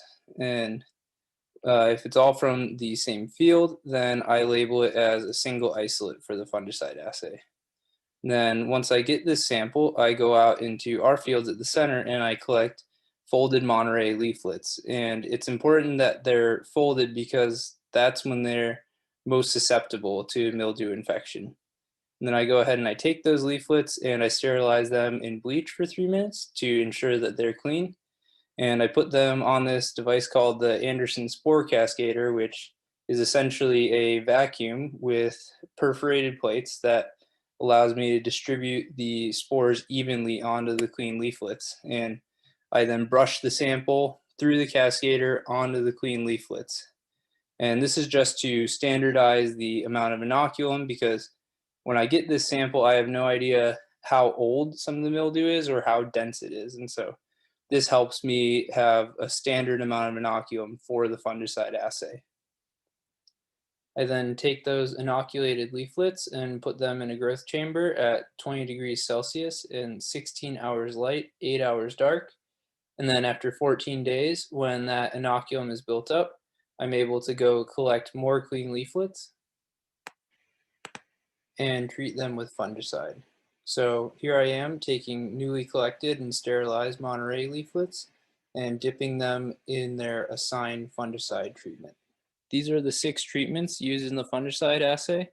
The FRAC codes represent the mode of action of each product, and so products that share the same FRAC code have the same mode of action or way of controlling the fungus. And the 6 treatments were selected to represent a diversity of FRAC codes. Each treatment was applied at the minimum labeled rate to highlight resistance in any of the isolates. And each treatment consisted of 3 reps, and 1 rep was defined as 3 treated leaflets on a single plate of agar. And then when I have these treated leaves, I put them in the Anderson Spore Cascader, and then I take those previously inoculated leaves that have been incubating for 14 days, and I brush them onto the treated leaves. Now the treated leaves that have just been inoculated go into the growth chamber for 14 days at the same conditions, and after 2 weeks they are evaluated for disease incidence. Here are a couple of representative plates of what the leaflets might look like after 14 days of incubation. On the left here, there is no disease on these leaflets versus on the right, all 3 of these leaflets are diseased. And so you can see those lesions inside the yellow circles. A plate like this on the right would be considered to have a disease incidence of 100%. The results here are expressed with disease incidence on the y-axis, and that's a percentage from 0 to 100. And then all the treatments are labeled on the x-axis. These will be the results for all 19 isolates ran through the fungicide assay so far. The non-treated is the highest disease incidence, as it should be. And then there is a range of incidence in the treatments. Fontellus had the highest disease incidence at over 50%, and then Quintec and Raleigh were somewhere around 40%, Torino and Flint somewhere in the high teens, and then Luna Sensation was under 5% disease incidence. And this chart shows all 19 isolates, the results from each individual isolate. I know it's a lot of data to take in. You can see the averages there at the bottom, and it's the same significant letters. But what I really wanted to point out here was that there were 2 isolates from organic production systems. And these isolates were entirely sensitive to every single treatment. So it lines up well because in theory, isolates or mildew that has never been exposed to fungicides should be entirely sensitive to it. And that is what was confirmed here with these two organic isolates. In conclusion, I believe that powdery mildew in California is capable of developing resistance to fungicides, and I think this is best supported by the significant differences in efficacy of the treatments when averaged over all 19 isolates, as well as both isolates from organic production being sensitive to all the products as they have not been exposed to fungicides yet. Also, the product with two modes of action, lunisensation, worked best, and this falls in line with recommendations from integrated pest management principles as well as the Fungicide Resistance Action Committee that in order to prevent fungicide resistance, multiple modes of action should be used. And now we'll move on to the host resistance trials. 3 trials were performed to evaluate host resistance to powdery mildew. First was a winter trial done from January to February of this year at the Cal Poly greenhouse. It evaluated 12 cultivars, and each cultivar had 4 pots of 4 plants each. A summer trial was done in a similar fashion, but from May to June of this year, and it involved 16 cultivars, and we dropped the 2 Driscoll's cultivars and included a couple more from UC and a couple from Lassen. And then finally, a field evaluation was done on the 10 shared cultivars between the winter and summer trials. And we were fortunate enough to have all these cultivars out in our fields as part of the soil-borne disease resistance trials. The plants for the greenhouse trials were first established in the hoop house at Cal Poly, and they were planted in 6-inch pots and a mixture of peat, perlite, and coconut coir, and they were overhead irrigated with a shower nozzle on a garden hose for 4 to 5 weeks. After that time, they were moved into the greenhouse where an active mildew epidemic was present on more mature plants, and they were irrigated via spike emitters. This is what the plants looked like upon transfer into the greenhouse. They were all at the 4 to 5 leaf stage, and before transfer, each plant was inspected to ensure that it was entirely free of mildew. Each plot was laid out in this 2x2 fashion as pictured here. And then in between each plot was an inoculum or spreader plant that already had either developed or developing lesions of mildew on it. And so after the transfer, we gave the plants 40 and 41 days in the winter and summer trials respectively to do the ratings. And the important rating here that you should pay attention to is the disease index. And so this was a score calculated from taking the percent of infected leaves per plot and multiplying it by the average severity of each of those infected leaves per plot.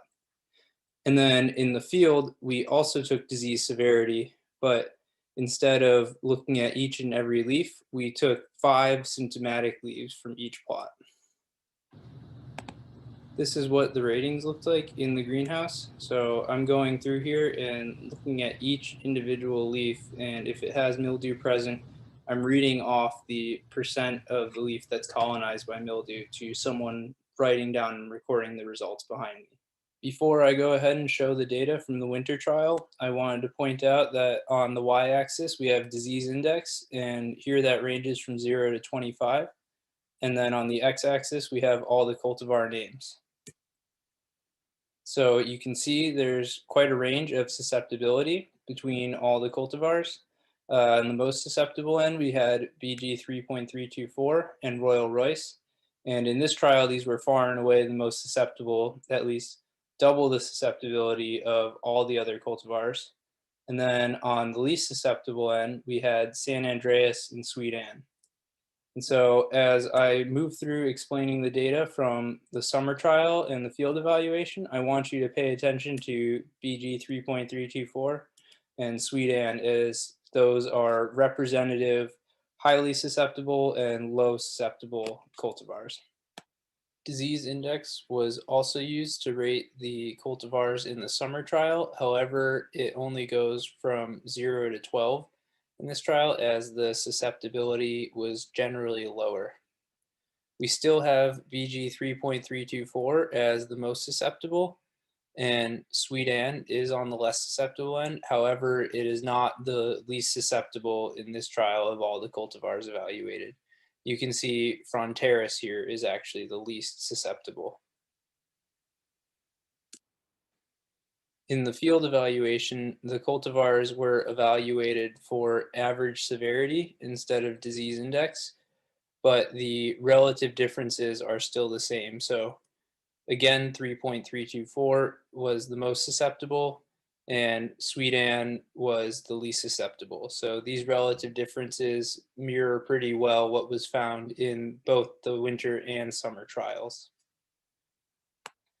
With the data from all three trials, I created a chart categorizing every cultivar into 4 levels of susceptibility, 1+ being the least susceptible and 4 being the most. So we have 3.324 and Royal Royce as the most susceptible, and I included Royal Royce because in that winter trial it was so much above all the other cultivars, up there with BG 3.324. And then on the least susceptible end, we had San Andreas, Sweet Ann, and Fronteras. And then finally, it's important to note that no cultivars showed full resistance, so there was always some mildew on every single cultivar in every single trial. Also, I wanted to point out here Monterey, because I know that's the most commonly grown cultivar in the state. And from talking to growers as well as PCAs, I know it's generally considered to be susceptible. And although it does get mildew, it in these trials was not as susceptible as a lot of the other cultivars evaluated. All this work was not done alone, so I just wanted to acknowledge a few different groups. I wanted to say thank you to the Strawberry Commission for funding both of these projects. Thank you to Daniel, Miriam, Ignacio, and Mark for helping me collect all these samples for the fungicide assay. I know I pestered you guys a lot, and I really appreciate it. And then thank you to my committee for guidance in experimental design and presenting data. And then thank you to Kyle Blauer and Sam Faro for helping me set up the host resistance project. Again, I wanted to thank you all for your time. I'll be live now to answer some questions, or if you want to email or call me, I'm happy to respond to either.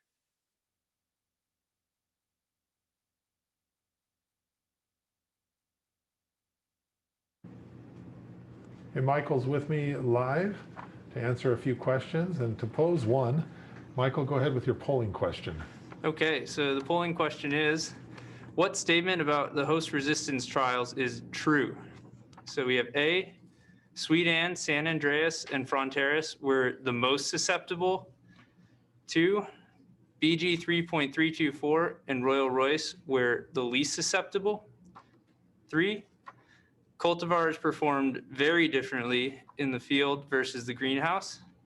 And 4, there were no cultivars showing full resistance to powdery mildew. Okay, so 3 of those statements are false and 1 of them is true, and you need to vote for the one that you think is true.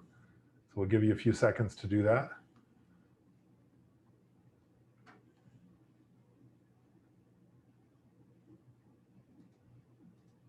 All right, it looks like we've got our answers. 82% of the respondents said it was the last option. There were no cultivars showing full resistance to powdery mildew. Is that right? That is correct, yeah. We had some cultivars that were very on the low susceptibility end. However, in every single evaluation, there was some mildew infection on each cultivar evaluated. So it's pretty interesting work. You've had now 2 years and you're looking at 2 different things, both resistance to fungicides and then the host resistance. As far as the host resistance goes, is there any difference between what's going on the fruit and what's going on the leaves? You know, we did not evaluate fruit in this trial, but in the greenhouse trials, when we did have fruit, every single fruit that developed was infected with mildew. So when the leaf pressure when the pressure of the disease on the leaves is rather heavy, it definitely makes its way onto the fruit. Yeah. So it wasn't a very reliable way of measuring the disease to actually measure the fruit. Right. Yeah. Everything would have been at 100% disease incidence there. So. One other thing that I noticed is in the greenhouse, you're touching all the leaves with your hands. Are you actually transferring the disease from one plant to another when you're doing that? So Or transferring the spores? yes, most likely I am transferring the spores. However, it compared to the rate at which spores transfer through the air, it's negligible. We didn't even go into the greenhouse while the initial inoculation was happening. And after like first symptoms were observed without touching any of the plants. So it's mostly the airborne inoculum that spreads to the plants. Okay, so yeah, in the greenhouses, the fans are on and the spores are sort of moving around in the air at all times, right? Yeah, everything's circulating there. Okay, so we're ready to go to our next presentation. And for that, our next stop is with Shashika Hewavitharana. Shashika?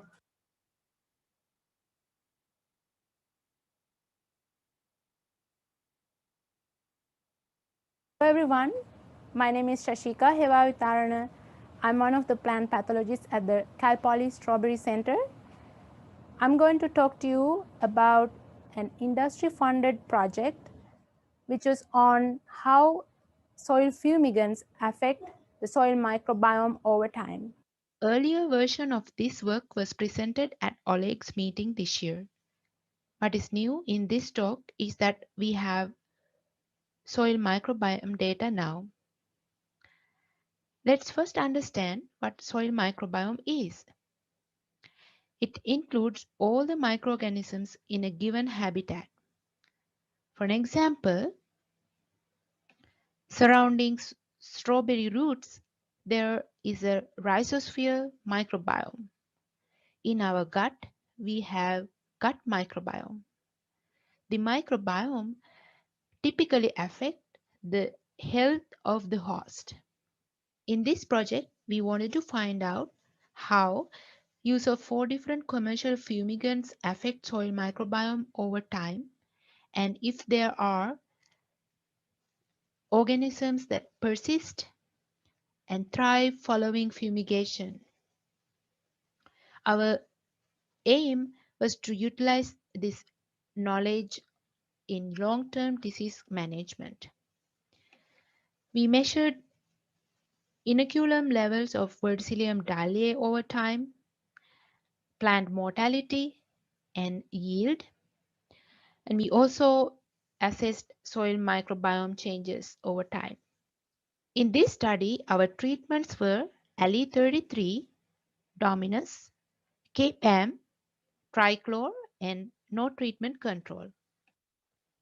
We conducted the study in our Cal Poly Field 25 Block 4 that were randomized into 6 blocks. Each plot was 150 feet long, and these were our 6 blocks. Soil in this field is clay loam and was very difficult to work with.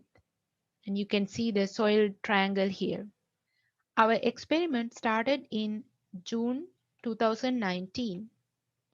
We bedded up and fumigated in June and planted Cultivar Portola in July. We conducted 4 marketable yield analyses in October and November 2019 and twice in April this year. We mowed the plants in January.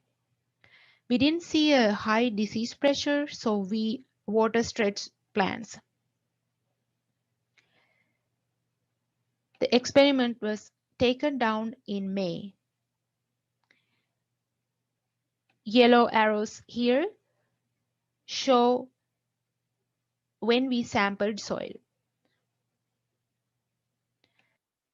Here's a photo when we planted last July. You can see how hard to form our beds was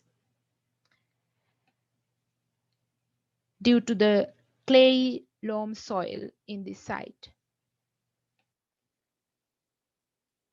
You might not believe, despite the condition of our beds, the plants grew really well.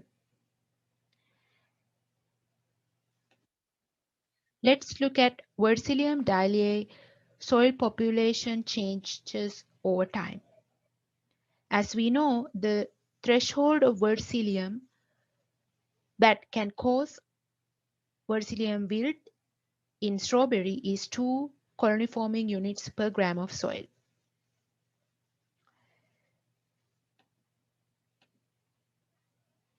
This is how the soil population changed over time for all the treatments. We saw that in Ali and KPAM, verticillium soil population significantly declined at time point 4 compared to its initial level.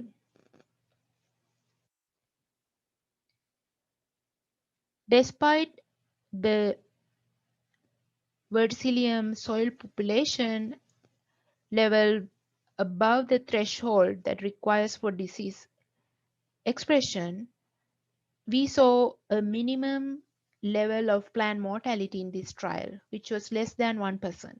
There was no significant effect on the treatment on plant mortality. This is our marketable yield data. There was no significant difference between treatments again. Our main aim of the project was to look at soil microbiome changes. For that, we sampled soil at 5 sampling points. However, today I am only going to show you the first 4 sampling points. We extracted soil DNA and conducted Illumina sequencing. Basically, you get to see most of the microorganisms such as fungi and bacteria using this method. If we first look at our pathogen, Verticillium dahliae, based on sequencing data, this is how its population changed over time. We looked at many known biocontrol fungi. The good news is that we saw that these fungi amplified after soil fumigation in all the treatments, like in the control treatment. For an example, arbuscular mycorrhizae that belongs to Glomeromycota increased over time. The effect on biocontrol bacteria was not very clear like fungi, but we could see species like Pseudomonas amplifying over time. Again, we have one more time point that we will assess soil microbiome changes at the harvest of plants. However, I don't suspect that the trends would be any different. Take-home messages from this study were that soil inoculum level did not predict verticillium wilt, and it was inconclusive the fumigant effect against verticillium wilt disease incidence. Also, the fumigant effect on yield was inconclusive. However, we found known biocontrol fungi and bacteria increasing over time after fumigation up to the peak fruit production. With that, I would like to thank all our collaborators, the California Strawberry Commission, TriCal, Isagro USA, and AMVAC for funding this project, and our technician Vivian Longacre and all the students supported this project from the beginning to end. Thank you very much.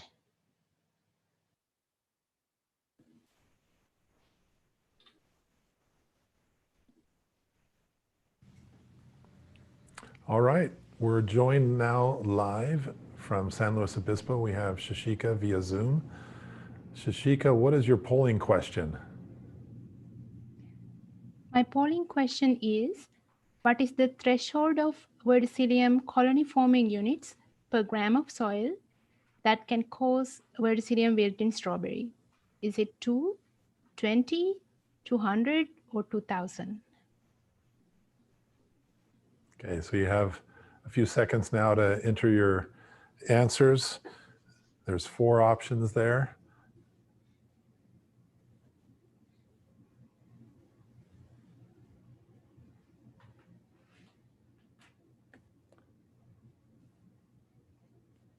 All right, looks like the poll is finished. Shashika, we've got a spread of responses there. It looks like the highest response said 200 colony forming units. Is that correct? It's actually not correct. For verticillium wilt in strawberries, it's actually 2 microscotia colony forming units per gram of soil.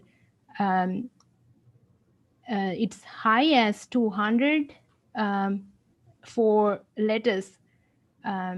So the correct answer is 2. All right, thank you. We have several questions in the Q&A section. One says, very interesting. Could you elaborate on how you sampled the soil, sampling depth, composite / single samples, etc.? Thanks. Sure. So the first 2 sampling points, pre-treatment, post-treatment, were bulk soil samples, 1 foot depth. And then the other 2 samples were from the rhizosphere of growing plants. And they came from the root zone, which is about 6-inch depth. Okay. And we had 10 plants pulled from each rep to go into 1 block for each treatment. All right, thank you. Although we have 2 more questions, we're going to have to move to the next presentation to stay on time. But I remind everybody that whatever questions you're putting in, if we aren't able to get to them, we will answer them in the Q&A section of the program. So Shashika has 1 more presentation.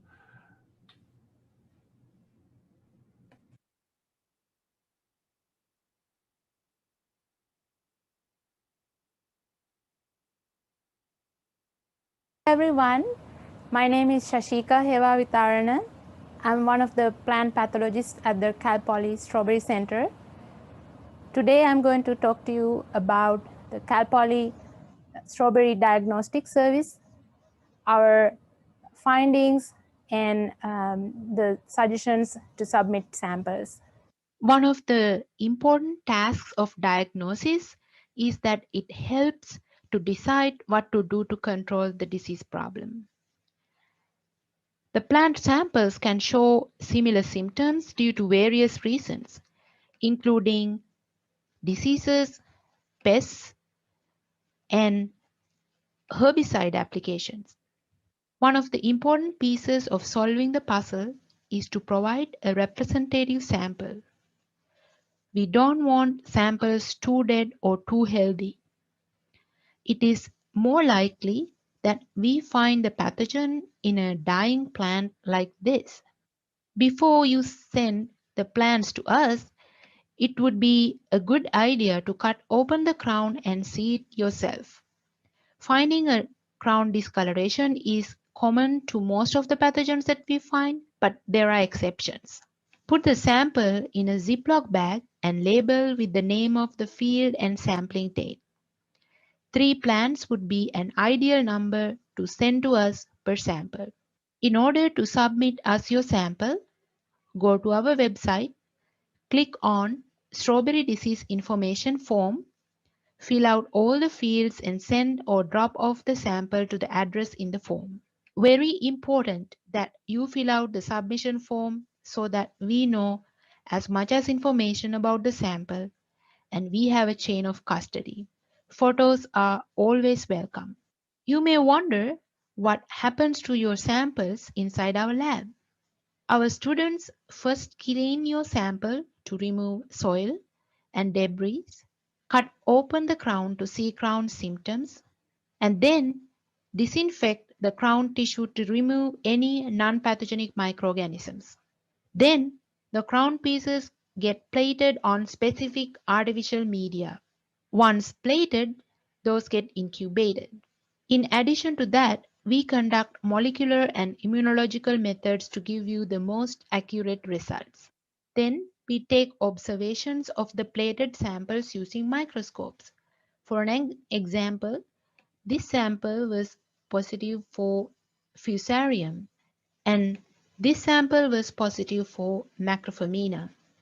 To quickly report you sample submissions from this year so far, we received total of 120 samples, mainly from production fields.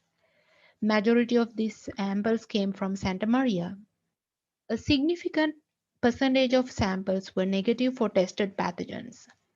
These plant deaths might have been due to other pathogens that we don't test for, like viruses and phytoplasmas, or abiotic disorders or pest problems. This year, Macrophamina and Fusarium have been the main causal pathogens so far. With that, I would like to thank the California Strawberry Commission for fully funding this service. We thank all the PCAs and Strawberry Commission staff for facilitating sample submission and field visits. A big thanks for our lab technician Vivian Longacre and our students Angela, Shay, Lauren, and Joseph. Thank you.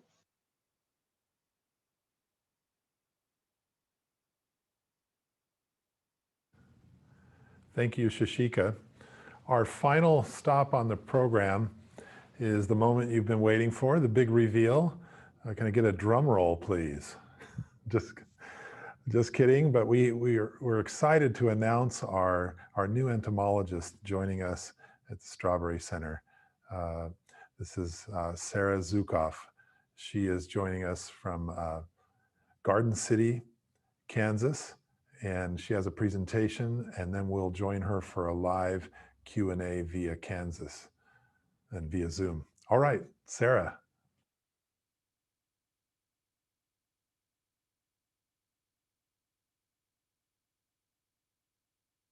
My name is Dr. Sarah Zukoff, and I am the new entomologist at the Strawberry Research Center at Cal Poly. I am coming to you from Kansas State University right now where I am, but in about 2 weeks I will be at Cal Poly. And right now you can see the corn behind me. I am actually in a Kansas cornfield, and I'll be doing this presentation from Kansas. But very soon I'll be there in person, and I hope to meet you all. Thank you.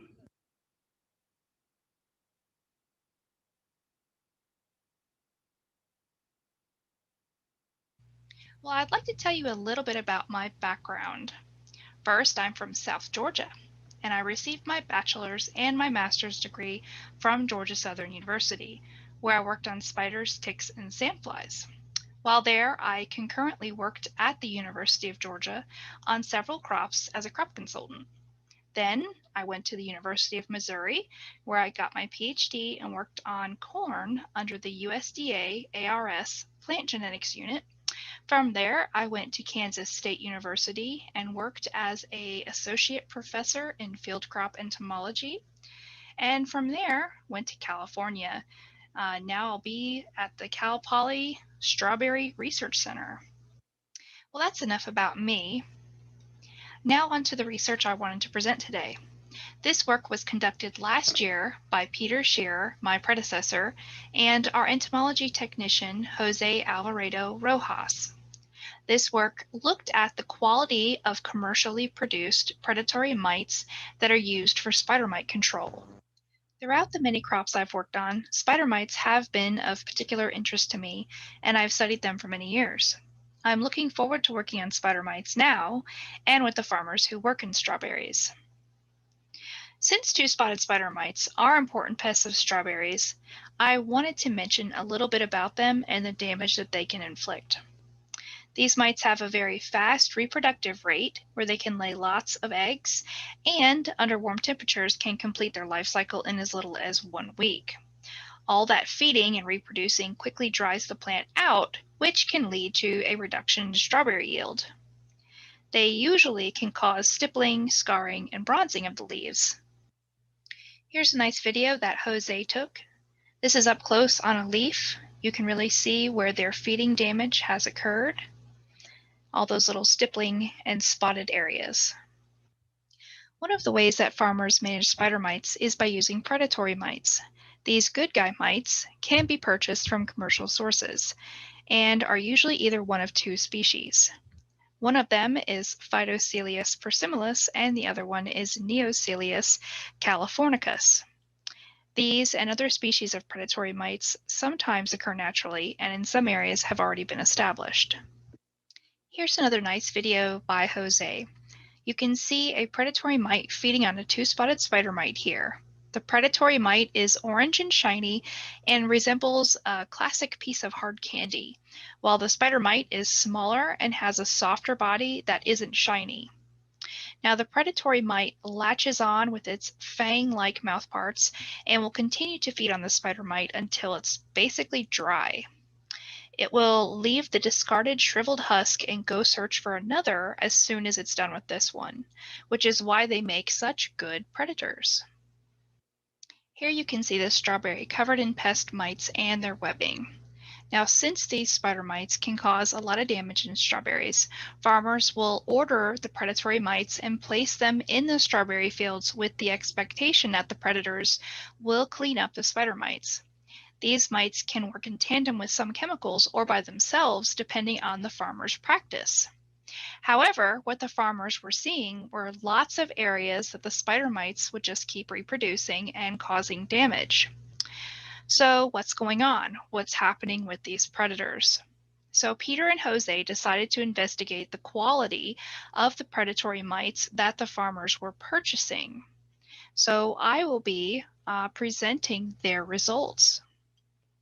This work was funded by the California Strawberry Commission. The specific objectives of this study were to assess the abundance within the containers and to see if it was accurately depicted on the label, to also see if the females were reproducing and actually producing eggs, and to see if they survived and if their babies survived, and if the mites actually appeared healthy.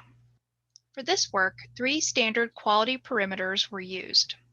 For both species, the amount of mites in the shipped container must exceed the amount listed on the label. The second parameter was that 80% of the predatory mites must be alive in each container. The third one is that the predatory mites must lay a certain number of eggs per female, and this is to ensure that they will continue reproducing in the field after they are released. Now, in these strawberry fields, healthy predatory mites should have no trouble continuing to live happily and reproducing.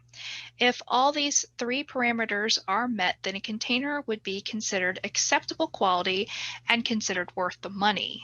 If not, it is unacceptable. They categorized predatory mites as either gravid or pregnant females, or males and immatures, so those that are reproducing versus those that are not. The chunks of debris in these pictures are vermiculite and are the substrate used to house and ship the predatory mites. The small red dots in the circles are the predatory mites. To do this work, you need to quickly identify each life stage of the mite by sight, which is kind of difficult. A Phytocelius mite can consume around 7 adult spider mites in one day, or 20 immature spider mites in one day, or 25 spider mite eggs in one day. And generally, there are around 4 females for every 1 male you find in a healthy population. Now, the females are generally larger and darker than the males. You can see the male at the bottom, it's smaller and lighter colored than the female. So in addition to counting the predatory mites in each shipment, they also started noticing stressed mites. So what does a stressed mite look like, you might ask yourself? Well, they look discolored, can be white, cream, or even darker than normal color. These mites will often have a lower egg laying rate and will not eat as much as a healthy predatory mite. They also might have a large rectal plug, which unfortunately gets stuck on the leaves and they could die. So here you can see the adult predatory mite, and here is the predatory mite egg, which is oval shaped, and here is the spider mite egg, which is circular. And you can see this predatory mite actually starting to feed on that spider mite egg. So what did they find? Well, let's look at the predatory mite Phytocilus persimilis first. Recall that the first quality parameter was that the abundance of the predatory mites within the container must exceed what was on the label. Now here you can see the 25 containers of commercial predatory mites they received, and unfortunately only 3 of these actually met this quality parameter. The next parameter was that 80% of the predatory mites must be alive in the samples in order for it to be considered a quality sample. So of these 25 that they received, they were only able to measure the survivalship in 17 of the containers, but out of those 17, only 2 actually met this quality parameter. So the third quality parameter was that each female had to lay at least 10 eggs per female. Now, of the 25 that were received, again, only 17, they were able to look at fecundity, or the amount of eggs that were laid per female. And you can see everything that's above the yellow line, there's only 10 of them. So 10 of the 17 that they were able to measure actually met this quality parameter. Now let's switch to Neoscilus californicus and look at what they found for those mites. So here, they looked at the quality parameter for the abundance. So did the abundance within the container meet or exceed what was actually written on the label? And so if you look at these, they were only able to receive 7 of these containers, but 4 of them actually met this parameter. So of the containers they received, they were able to measure survivalship on 3 of these containers. And so 1 of the 3 actually met the 80% or more survival per container. So that's kind of low. And the third parameter was to measure fecundity, or the amount of eggs laid per female. And for this species, they were supposed to be laying 7 eggs or more per female. And what they found was 2 of the 3 containers actually met this parameter. So in summary, only 1 container out of the 32 bottles met all quality parameters, and less than a quarter of the containers met their labeled abundance. So there's more work to be done with this. So I would like to thank Peter and Jose for conducting this assessment, and I would like to thank the Strawberry Commission for funding this work. I hope to pick up where they left off and continue to look at predatory mites and problems associated with the release in strawberry fields.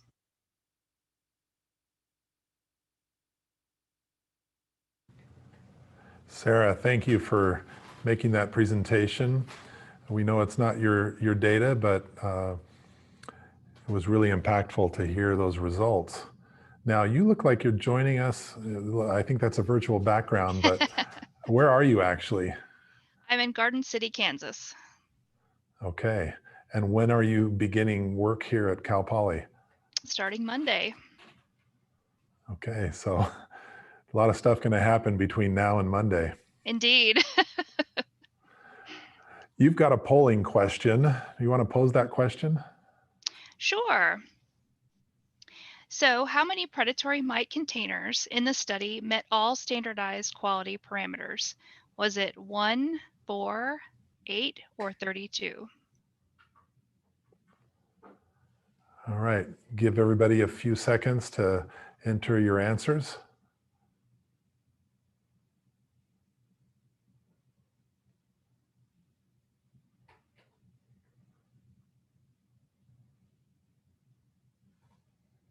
All right, looks like we have the answers.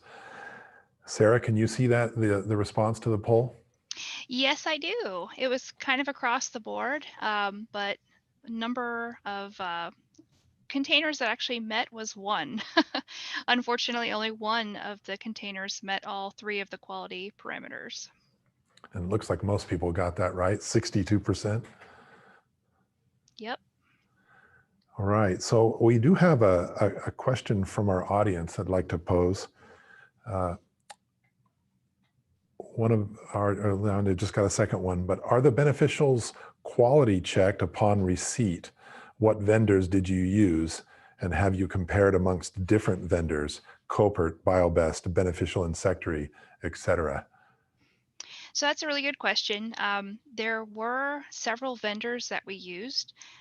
We did not reveal which vendor was which in this preliminary study right now, but there's more work to be done on that. And for, what was the first part of that question What again? about the quality of the sample that you're getting? How were you Yes. getting it? Yeah, Or so what I shouldn't say you, Jose and Peter. Yeah, my predecessor and Jose received the containers from, the farmers had received them, and then they were transferred. The Strawberry Commission helped us with the communication in that. And so we got them right as soon as the farmers got them. So they were shipped to the farmer like normal, and there was little to no delay into the lab getting them and going through the samples. So we went with the shipping directly to the farmer for this. So yeah, we understand that the handling of that is very important and tried to eliminate those variables. That's all the time we have all the questions we have time for. Thank you, Sarah, for joining us. And thanks to everybody for joining us on our virtual field day today. I want to thank all of our speakers, all of you for joining. Thanks again to our sponsors. For the continuing education units, you'll be getting an email from us. The handouts, I want to remind you that the handouts that were available today are online for each of the presentations. You have contact information and detailed bar charts, etc. So please check that out. This event was recorded, so you'll have access to it at a future date. When that's available, probably within a week, we'll send out an email to all of the people who RSVP'd. So that's it. That concludes our program. Thank you all and have a great day.